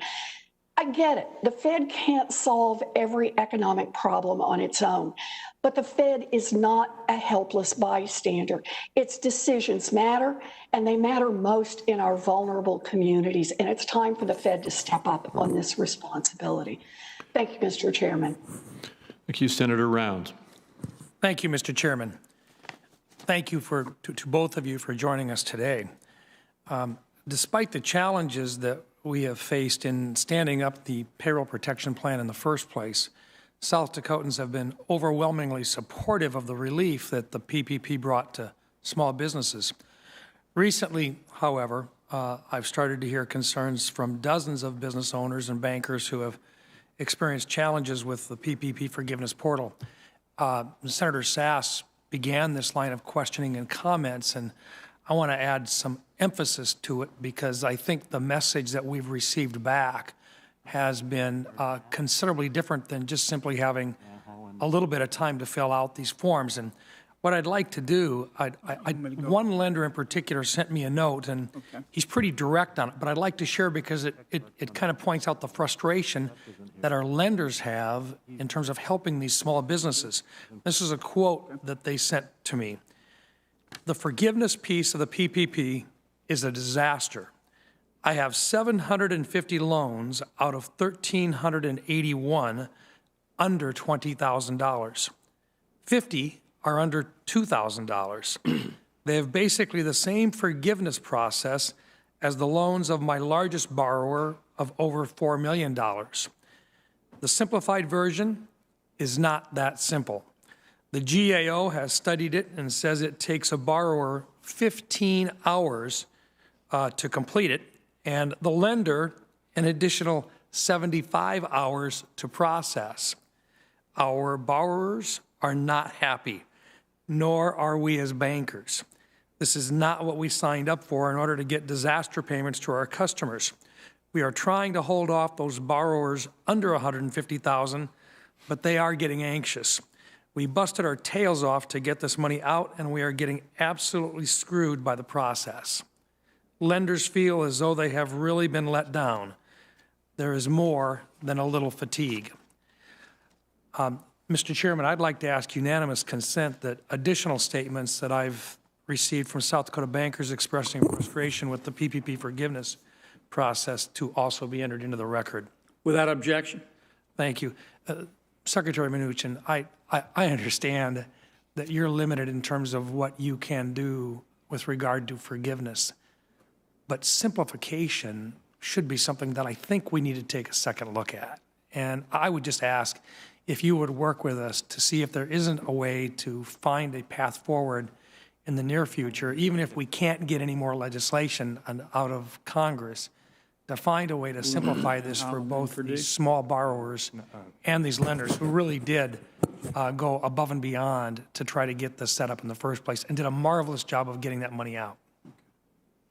Thank you, and we will work with you. And again, as I've said before, we support legislation that simplified this. It doesn't cost any money, and we'd still retain our right to have the SBA audit as appropriate. You know, and Mr. Chairman, or Mr. Secretary, I agree with you. I think in whatever number we put together or whatever simplified form we put together, the ability to be able to go back and to audit at a date in the future is critical.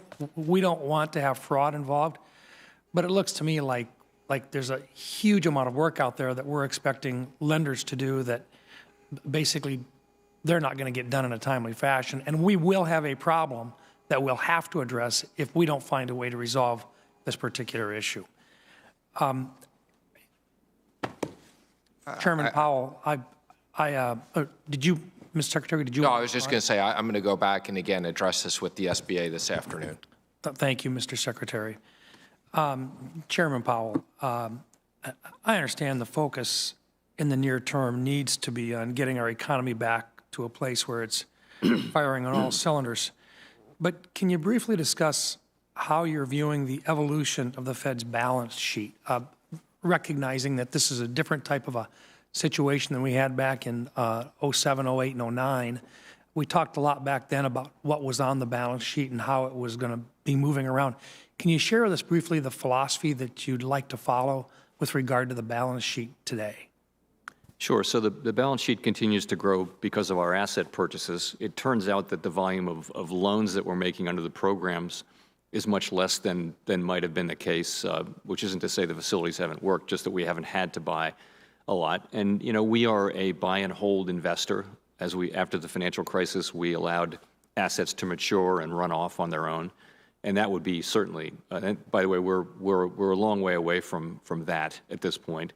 We won't start doing that until way down the road, but then we will. You know, and the economy will grow, and the size of the balance sheet relative to the economy is really the metric, and we'll be able to get that down over time. But it's not something we'll be focused on in the near term. Thank you. Thank you, Mr. Chairman.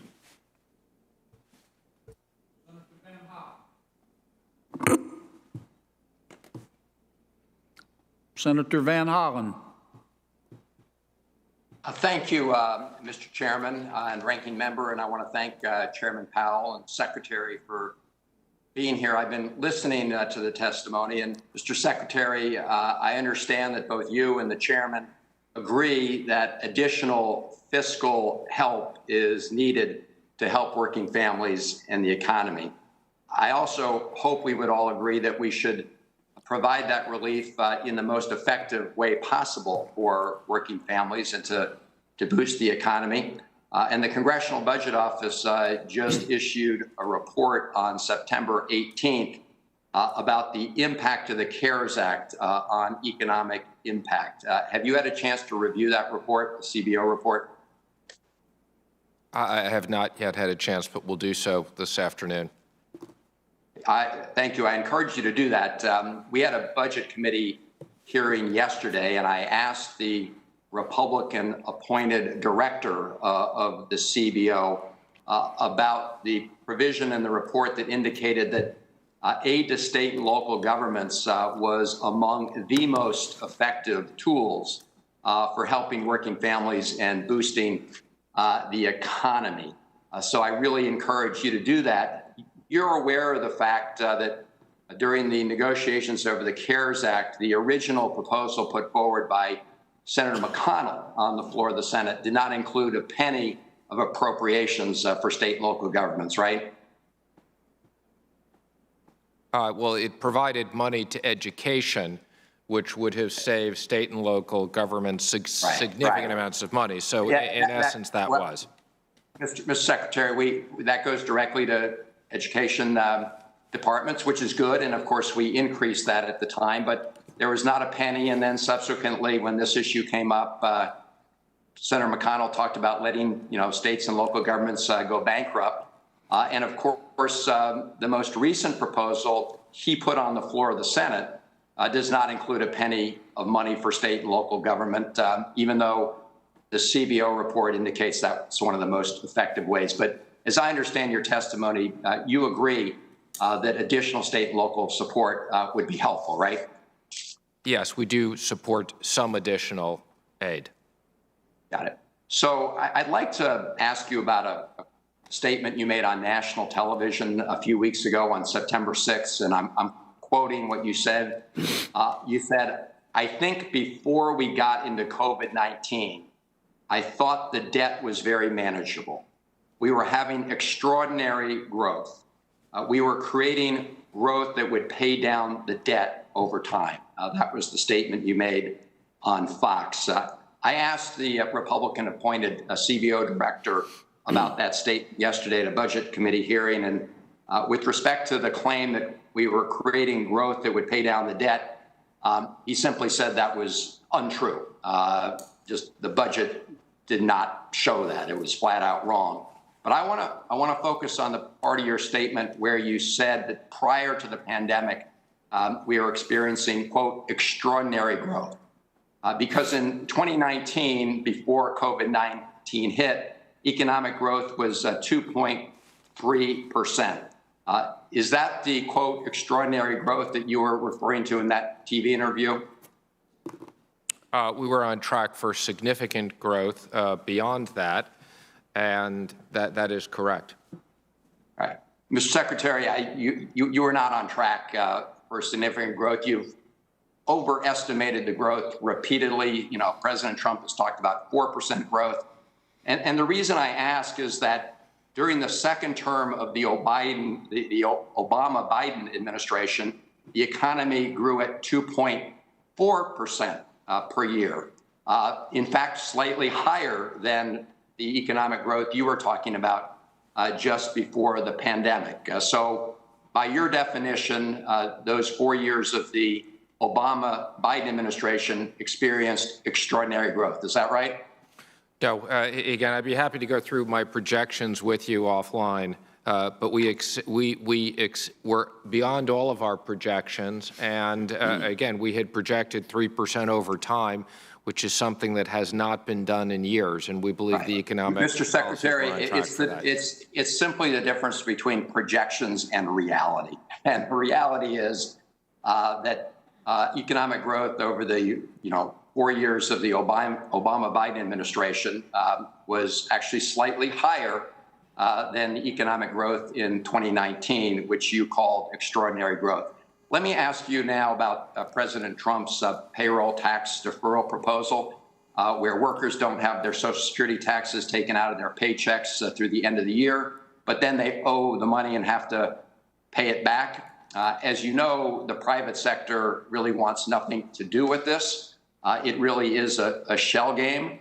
But I wrote to you about this along with a number of my colleagues. We sent a bipartisan letter simply asking you this, that with respect to folks in our military and our federal civil servants, that you at least give them the choice as to whether or not to participate, that you don't force folks in the military or federal employees to participate if they don't want to do it. Could you give us a brief answer, Mr. Secretary?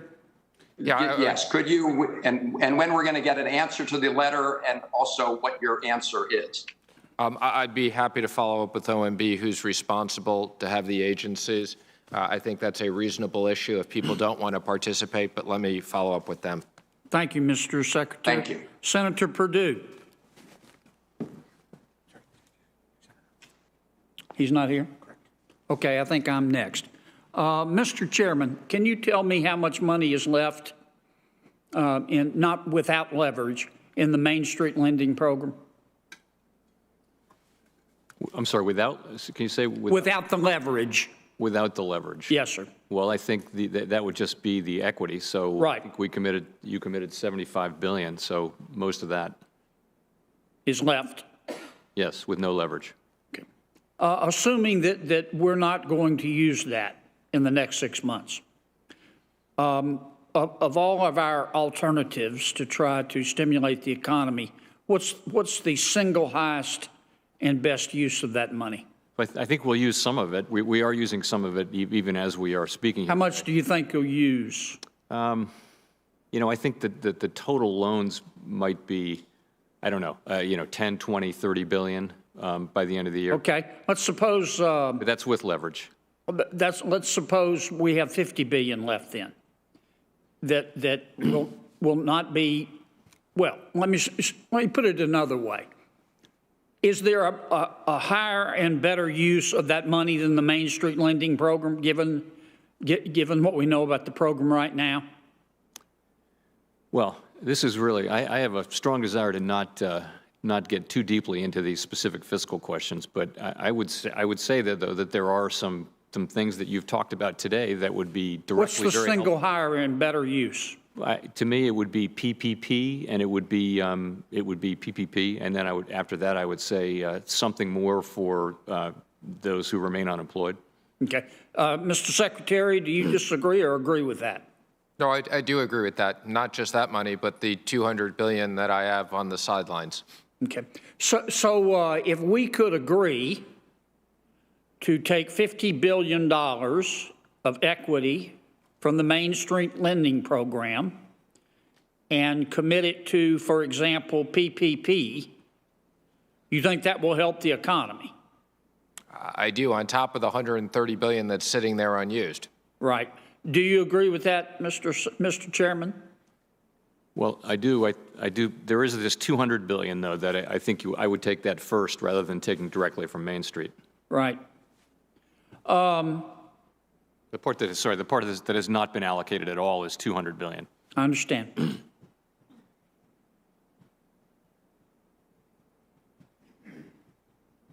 Mr. Chairman, what's going to happen if we don't pass another coronavirus bill? Well, I think the risk is that spending will weaken, and that these 11 million and change people, and there are many more than that whose working lives have been disrupted, but there are 11 million in the payroll survey that are unemployed. And some of those are going to have a hard time getting back to work because they work in those difficult areas of the economy. And so they have money in the bank now from the checks that they got and from the unemployment insurance. And I think they'll go through that. And so we'll see sooner or later, probably sooner, we will see that the economy has a harder time sustaining, the growth that we've seen. That's the risk. Okay. Mr. Secretary, if we in the Senate, along with our colleagues in the House, could agree to do one thing to improve our economic situation, what would you recommend that we do? I would allow us to spend the $130 billion that's sitting in the PPP. It's money that's been appropriated by Congress, and allow us to send second checks to those businesses that are hardest hit and small businesses. And that would be your #1 priority? That would be. Okay. I'm about to run out of time, so I want to slightly change the subject here. Mr. Chairman, or rather, Mr. Secretary, I know you're part of the President's working group on China markets. Is that correct? Yes. And I appreciate your good work on that. Two of my Democratic friends in the House have told me that Speaker Pelosi has decided not to move any Senate China bill that is sponsored or co-sponsored by a Republican. How do we address that? I'm not aware of that, but again, we'd be happy to work with you and follow up. And could you bring that up with the Speaker? I'd be happy to. Thank you very much. Thank you, gentlemen, both for your good work. I want to associate myself with my colleagues' remarks, complimenting you. You've had to do it with happy thoughts and spit and duct tape, but you've held this thing together, and I want to thank you.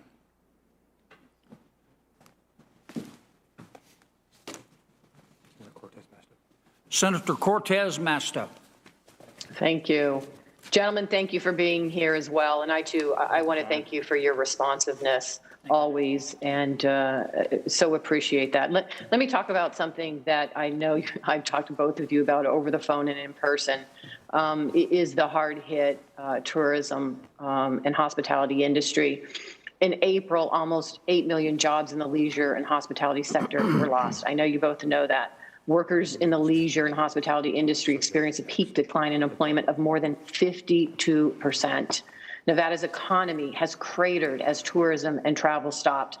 Nevada's unemployment rate is more than 13%. More than 300,000 people continue to claim unemployment insurance.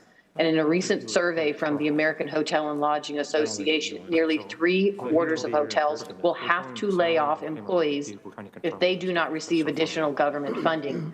In Las Vegas and Reno, employment in our hospitality and leisure sector is down by nearly 25%, the most among all sectors. So let me start with you, Secretary Mnuchin, and you and I have had this conversation, and I know you appreciate how hard hit our industry is. You talk about there needs to be an additional targeted relief. Can you identify what that targeted relief would look like specifically for this industry? Well, I think the PPP is the most effective way of getting targeted relief to those jobs that you're referring to. And again, we would put a revenue decline test to make sure that it was allocated to the businesses that really needed it.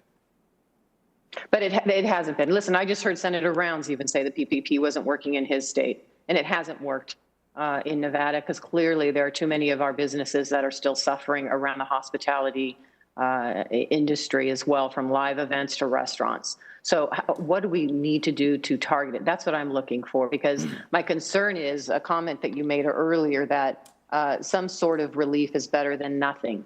So I am not about picking winners and losers, and I think that comment is, unfortunately. I don't see how you can identify an individual or business that gets relief when some don't. I don't know how you can identify that maybe the airline industry who needs relief and those workers need relief when we're not giving direct payments to those who are unemployed and still working on the unemployment, and how we don't still target funding for state and local governments, how we still don't target what is necessary right now around the healthcare industry, because we all know that's the cause of our economic woes right now, and we should still be funding that.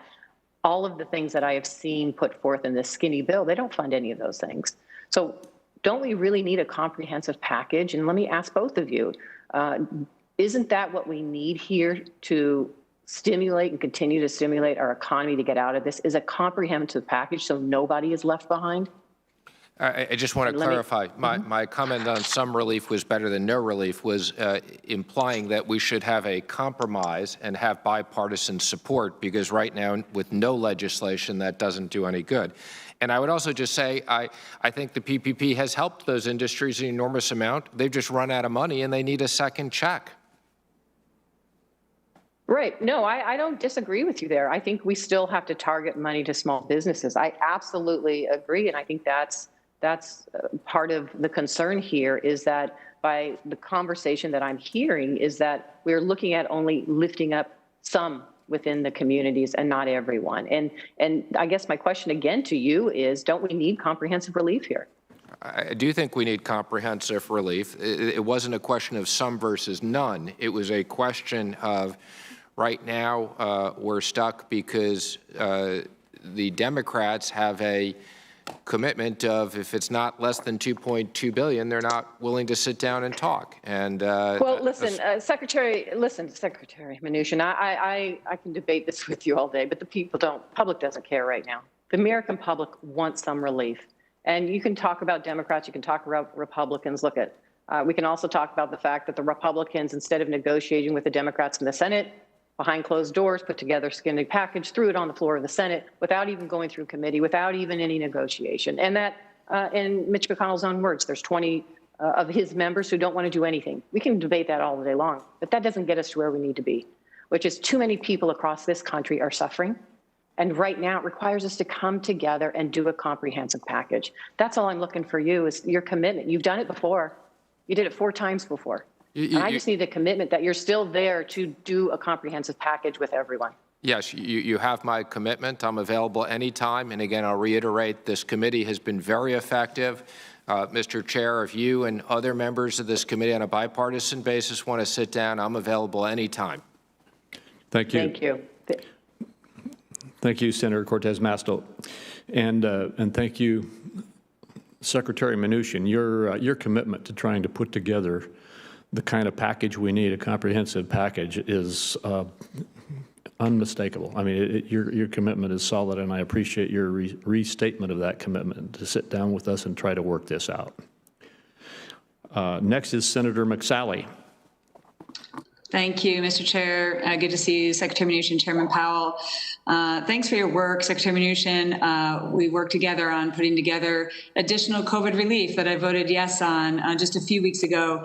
And just for a review, that included $257 billion, second round of PPP that was really targeted for the smaller mom and pop shops and the hardest hit small businesses, like many of them in Arizona. They're grateful for the first round of PPP, but some of them are still struggling, trying to stay afloat, and this really would have been a lifeline for them. Also, common sense liability protections for schools and hospitals and businesses to protect them from an epidemic of trial lawyers coming after them while they're following best practices. The $300 extra a week in unemployment for that social safety net for those who are still unable to work as we continue to defeat the virus and move the economy forward. Short-term assistance that I champion for child care providers so that they could reopen and stay open. This is particularly important for working moms to be able to balance, get that safe place for the kids to have child care while they can safely return to work. Also, I fought to extend the deadline to September 30th, 2021 for spending of the already appropriated money in the CARES Act for states, tribes, local governments under the Coronavirus Relief Fund. This was something we've heard from communities and especially the tribes. It's so important to extend that. So it was great to see that in the bill. $31 billion for vaccine therapeutic diagnostic development, vaccine distribution, restocking the strategic stockpile, $20 billion of additional farm assistance, again, going out to farmers and ranchers and growers who need that support, and $105 billion for schools to get students safely back to school, both higher education, K through 12, with school choice and support to the post office, the Postal Service. I know I'm hearing from small businesses, they're doing everything they can. They're grateful for PPP. And this was a targeted, strong relief package to get relief out the door. People are tired of hearing the blame game going on in DC. This was going to get needed relief out the door. Secretary Mnuchin, can you just share with that $257 billion as we see the economy, the status of the economy, and a lot of small businesses still struggling, how many small businesses could we have saved if that $257 billion was out the door right now and helping small businesses across the country? I don't have the exact number, but it's an awful lot. Yeah, it is. I mean, in Arizona alone, over 86,000 small businesses took advantage of PPP, and that was 1 million jobs saved. So just this second round would really be impactful. I mean, if you can just share your views kind of on the economic recovery and how important this second round of PPP would be. I mean, look, let's just vote on that on the floor. Let's just continue to vote on things that we can agree upon.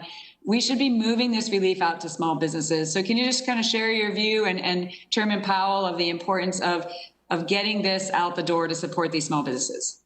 As I said earlier, I think it would be the single most impactful area.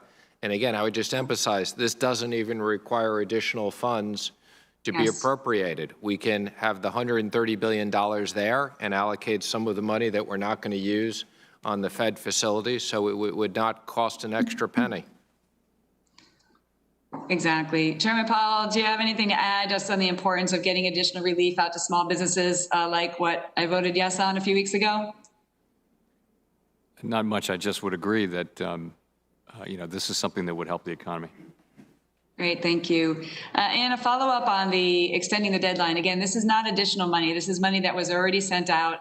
The Tribal Relief Fund, which I championed, that $8 billion out to tribes, and the resources out to states and local governments. We were able to get included into that legislation we voted on in the Senate, extending that for a year. Now, I've been in the military where we see if we've got to spend money by the end of the year, you often, use it or lose it, spend it on not the best things you could spend it on. And we've heard from tribes, for example, the Navajo tribe, who they've got a plan to invest it. But if you're talking about infrastructure projects, water infrastructure right away, things that would really be impactful to address some of the underlying challenges they've had in dealing with coronavirus, they just can't get there by the end of the year. So again, this is not one additional dollar, it's just an extension. Could you share again, Secretary Mnuchin, just your support or your views on the importance I strongly support that as well. Okay, great, thank you. And just one last question, and I'm almost running out of time here, but maybe we can follow up, because I've heard from many small businesses, they either took advantage of PPP or they couldn't, but they're still struggling related to managing their bills, managing their debt, and I appreciate we engaged on this in response to this pandemic, the troubled debt restructuring provision in the CARES Act. And so the statement issued jointly by the Fed encourages lenders to work with customers that are experiencing financial hardship to try and help them, restructure if needed and not have it be a ding on them. And unfortunately, I'm out of time, but I'd like to hear what you've seen in regards to uptake related to this and the implementation of this policy, and what other actions regulators or lenders are taking to ensure individuals and businesses across Arizona and the country are aware there are options beyond PPP or the Main Street Lending Program to just help give them some relief here. So look forward to following up on the record. All right. Thank you, Senator McSally. Go back. Senator Jones. Thank you, Mr. Chairman. I appreciate this opportunity. Thank you to both the witnesses present here. Really appreciate that. I also, I just listened to a review about what was all in the bill that was voted on a couple of weeks ago. Unfortunately, time does not permit me to go through all of the inadequacies of that bill, and they are legion. The fact of the matter is that bill was less than half of what was being floated out there in August. And this majority leader had to reduce that in order to get members of his own caucus to join it. Clearly, it was more of a partisan bill. It was more of a partisan vote rather than any effort at all to reach bipartisan agreement.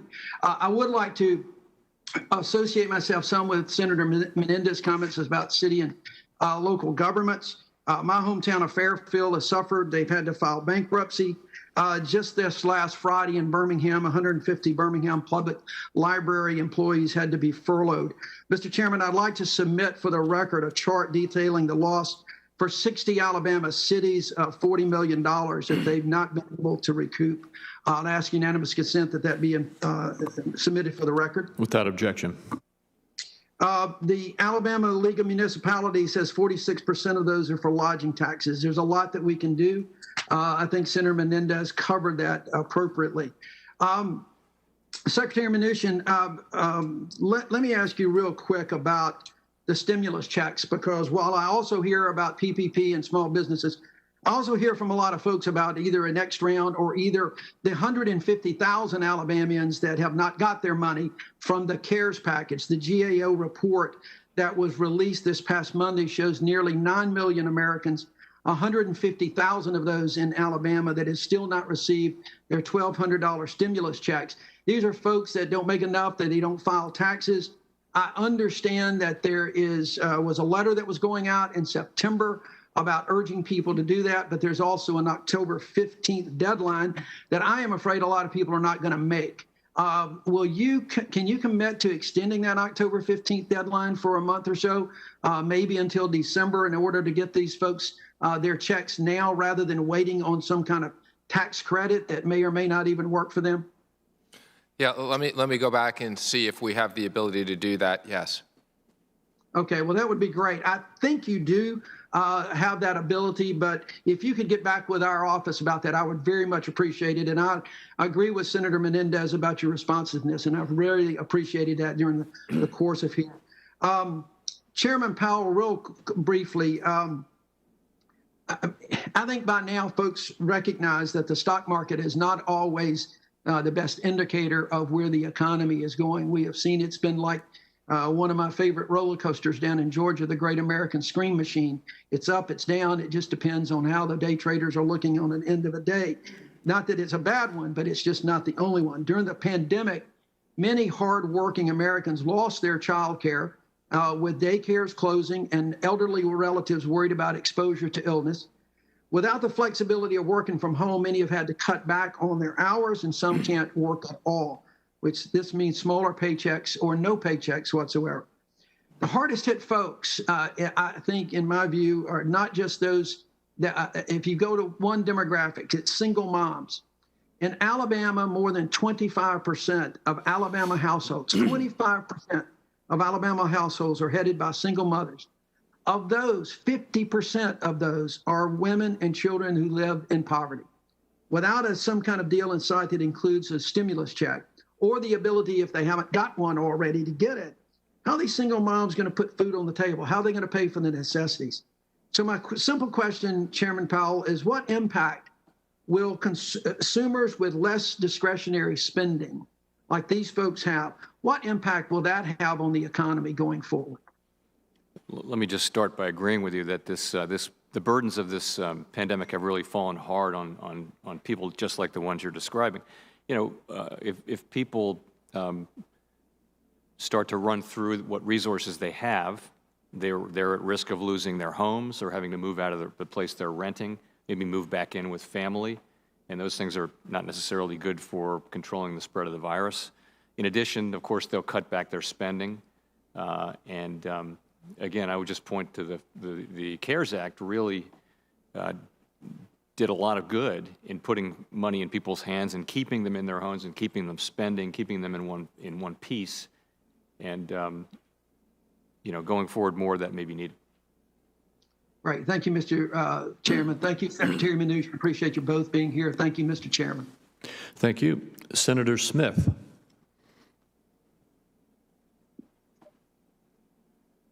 Oopsie.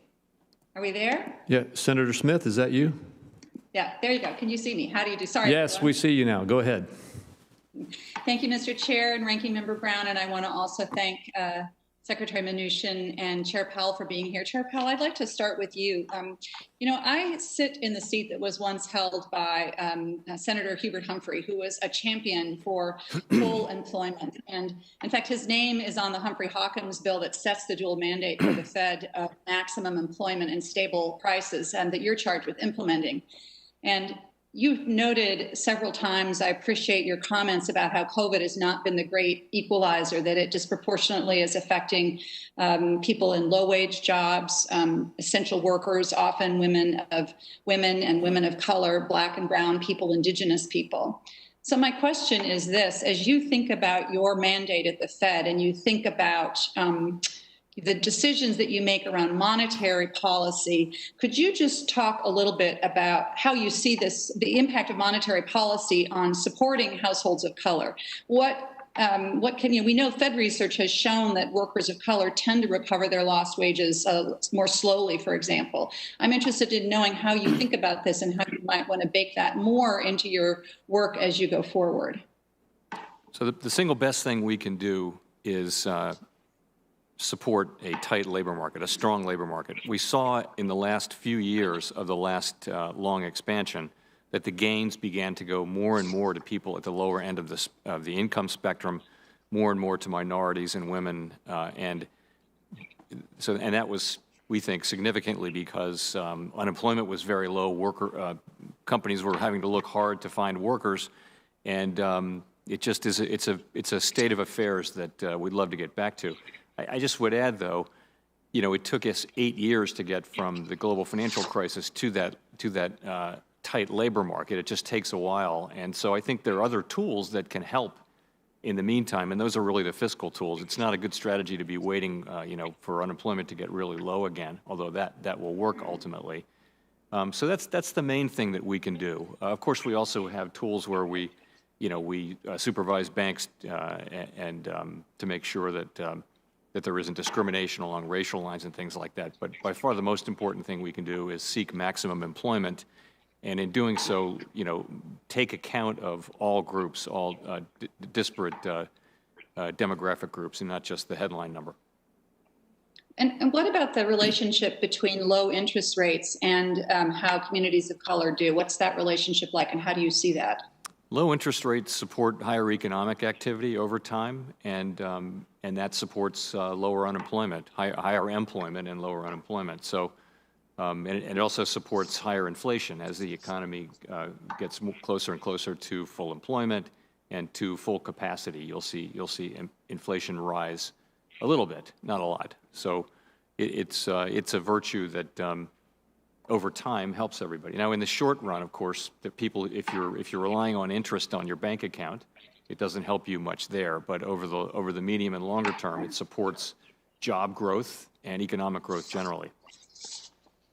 Thank you.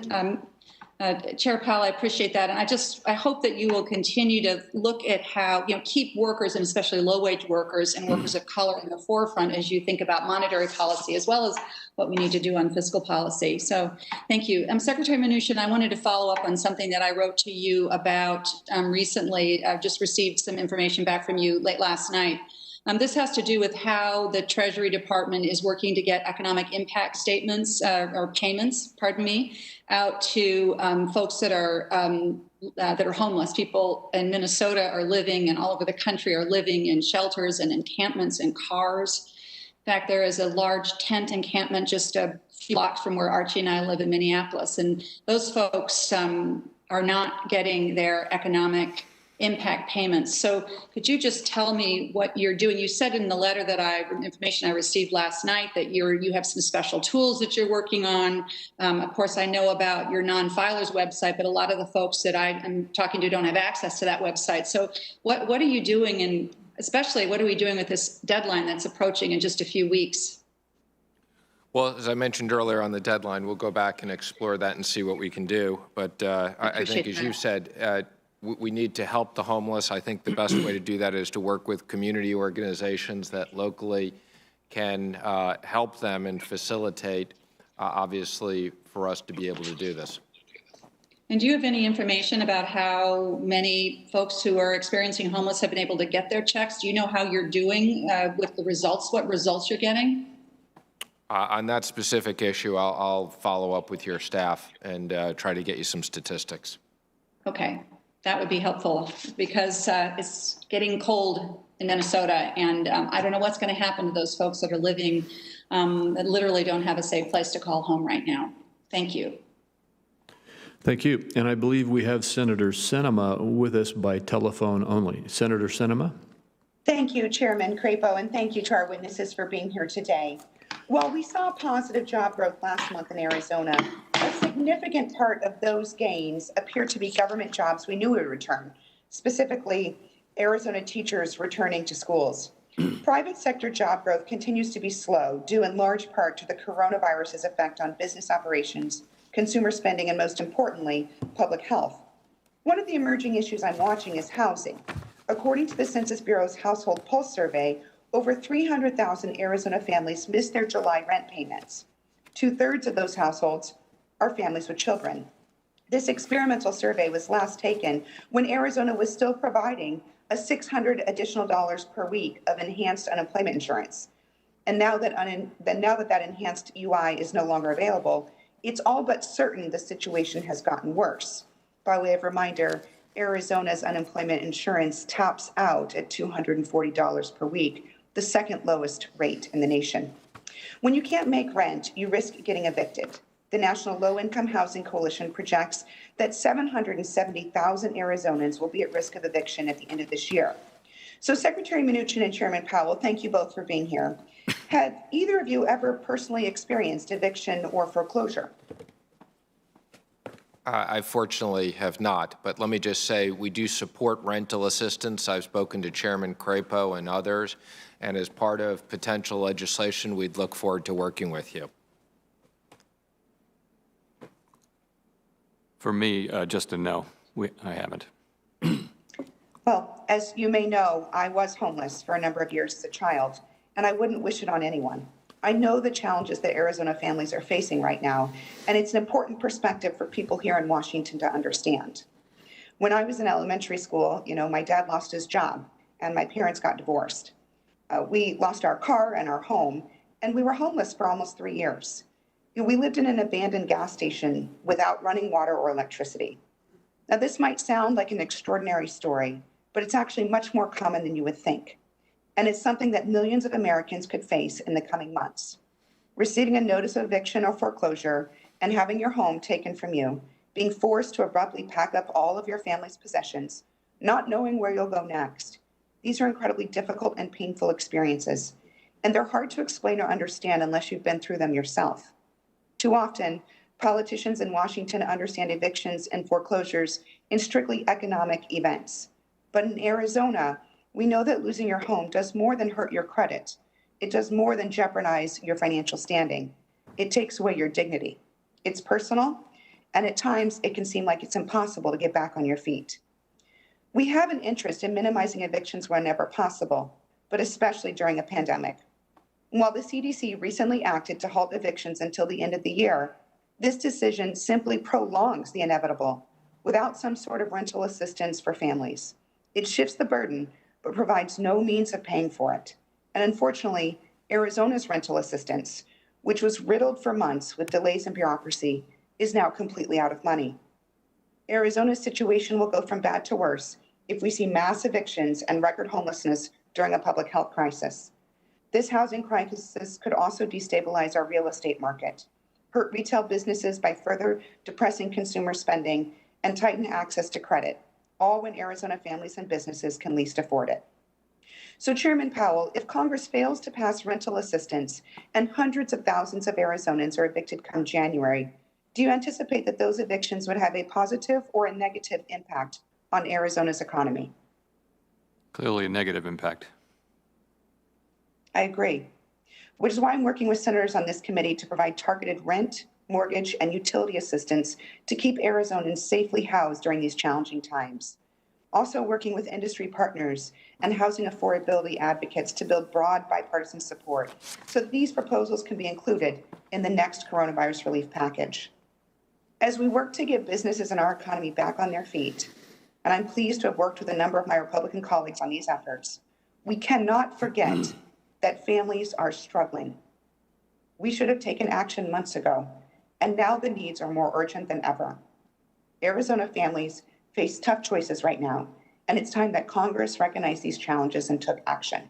Thank you, Mr. Chairman. Thank you, Ranking Member Brown. I call on us to find a solution for Arizonans and for families who are struggling across the country. I yield back. Thank you, Senator Sinema. That concludes the questioning for today's hearing. Senator Brown has asked for a minute or two to make an additional statement, and then we will wrap up the hearing. Senator Brown. Thank you, Mr. Chairman, for always giving me an opportunity at the end of the hearing to ask one more question witness and make a short statement. I first want to thank Senator Sinema for bringing up the importance of rental assistance. And as you know, we've asked for $100 billion, which probably barely, as the pandemic goes on, barely covers the assistance we need. I mentioned, and a question, Ms. Secretary, for you briefly, I mentioned an article about how small businesses, it was in ProPublica, how small businesses in Cleveland are suffering while big corporations benefit from access to cheap loans. Did you read the article that we sent you? I did. I looked at it very quickly on the way up. I did not have a chance to read the whole thing, but I saw it briefly. Okay, I hope you'll spend a little. I know that I know how busy I am. I know you are way more busy than almost any of us. I hope that you'll pay some attention to how risky, over-leveraged companies can benefit from a government backstop while they lay off workers to keep prices up and to keep profits up and bolster their stock prices. I hope you'll read that and really take it to heart. Just a statement in closing, Mr. Chairman, and thanks to both Mr. Secretary, and I agree that both of you, I speak more obviously, not obviously, but I speak more to Chair Powell, but both of you are always responsive to members of the Senate and to our staff, so thank you for that. Secretary Mnuchin, you and the President of the Fed Chair all agree we need a large, aggressive, comprehensive bill to keep the economy working. We can't do it piecemeal. You know how this place works by now. It takes months to get a bill done. Families don't have that kind of time. It's been 6 months, as we know, since CARES passed. You and the President, Mr. Secretary, you and the President need to bring Republican senators to the table supporting your ideas and our ideas of a bigger package. Get your act together. Tell Mitch McConnell he needs to put, even if he has 20 people in his caucus that don't want to do anything, which Senator Van Hollen said, they need to put a serious bill forward. Because we will get all the Democrats to work with half or so of the Republican conference. If we don't get direct funding, as our witness last week said, with others, to the Republican witnesses chiming in, we could have another Great Depression on the horizon. The stock market does fine, but mainstream businesses and restaurants are shutting down. Black and brown businesses and communities are taking a huge hit for the second time this decade. Airline executives are doing well. Airline workers, as Senator Cotton said, are facing job cuts. We can do better. It comes down to whose side are you on, as you know, Mr. Secretary, Mr. Chairman. The administration, many of my Republican colleagues have frankly not seen the country through the eyes of workers, which is so important, and they haven't really tried. The House passed the HEROES Act in May. It's been June, July, August, September, almost all of September. The president should urge Senate Republicans to take it up or come up with their own comprehensive, not emaciated, not skinny, but comprehensive package to help all working families. Thanks to the two of you for testifying. Senator Chairman Crapo, thanks for your indulgence always and cooperation. Thank you. And I've just been notified that one of our senators, Senator Kramer, may be joining us remotely and would like to have an opportunity to ask his questions.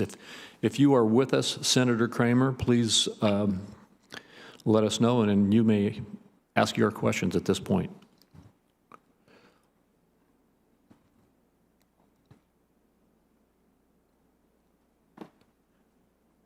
It sounds like Senator Kramer has not been able to make that connection, and so we will conclude the hearing.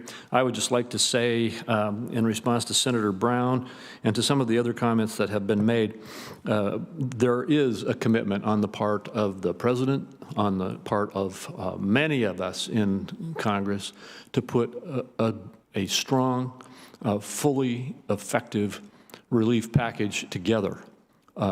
At this point, I personally believe that we have not had the willingness from the other side to engage in a reasonable package, and that the demands continue to be our way or the highway.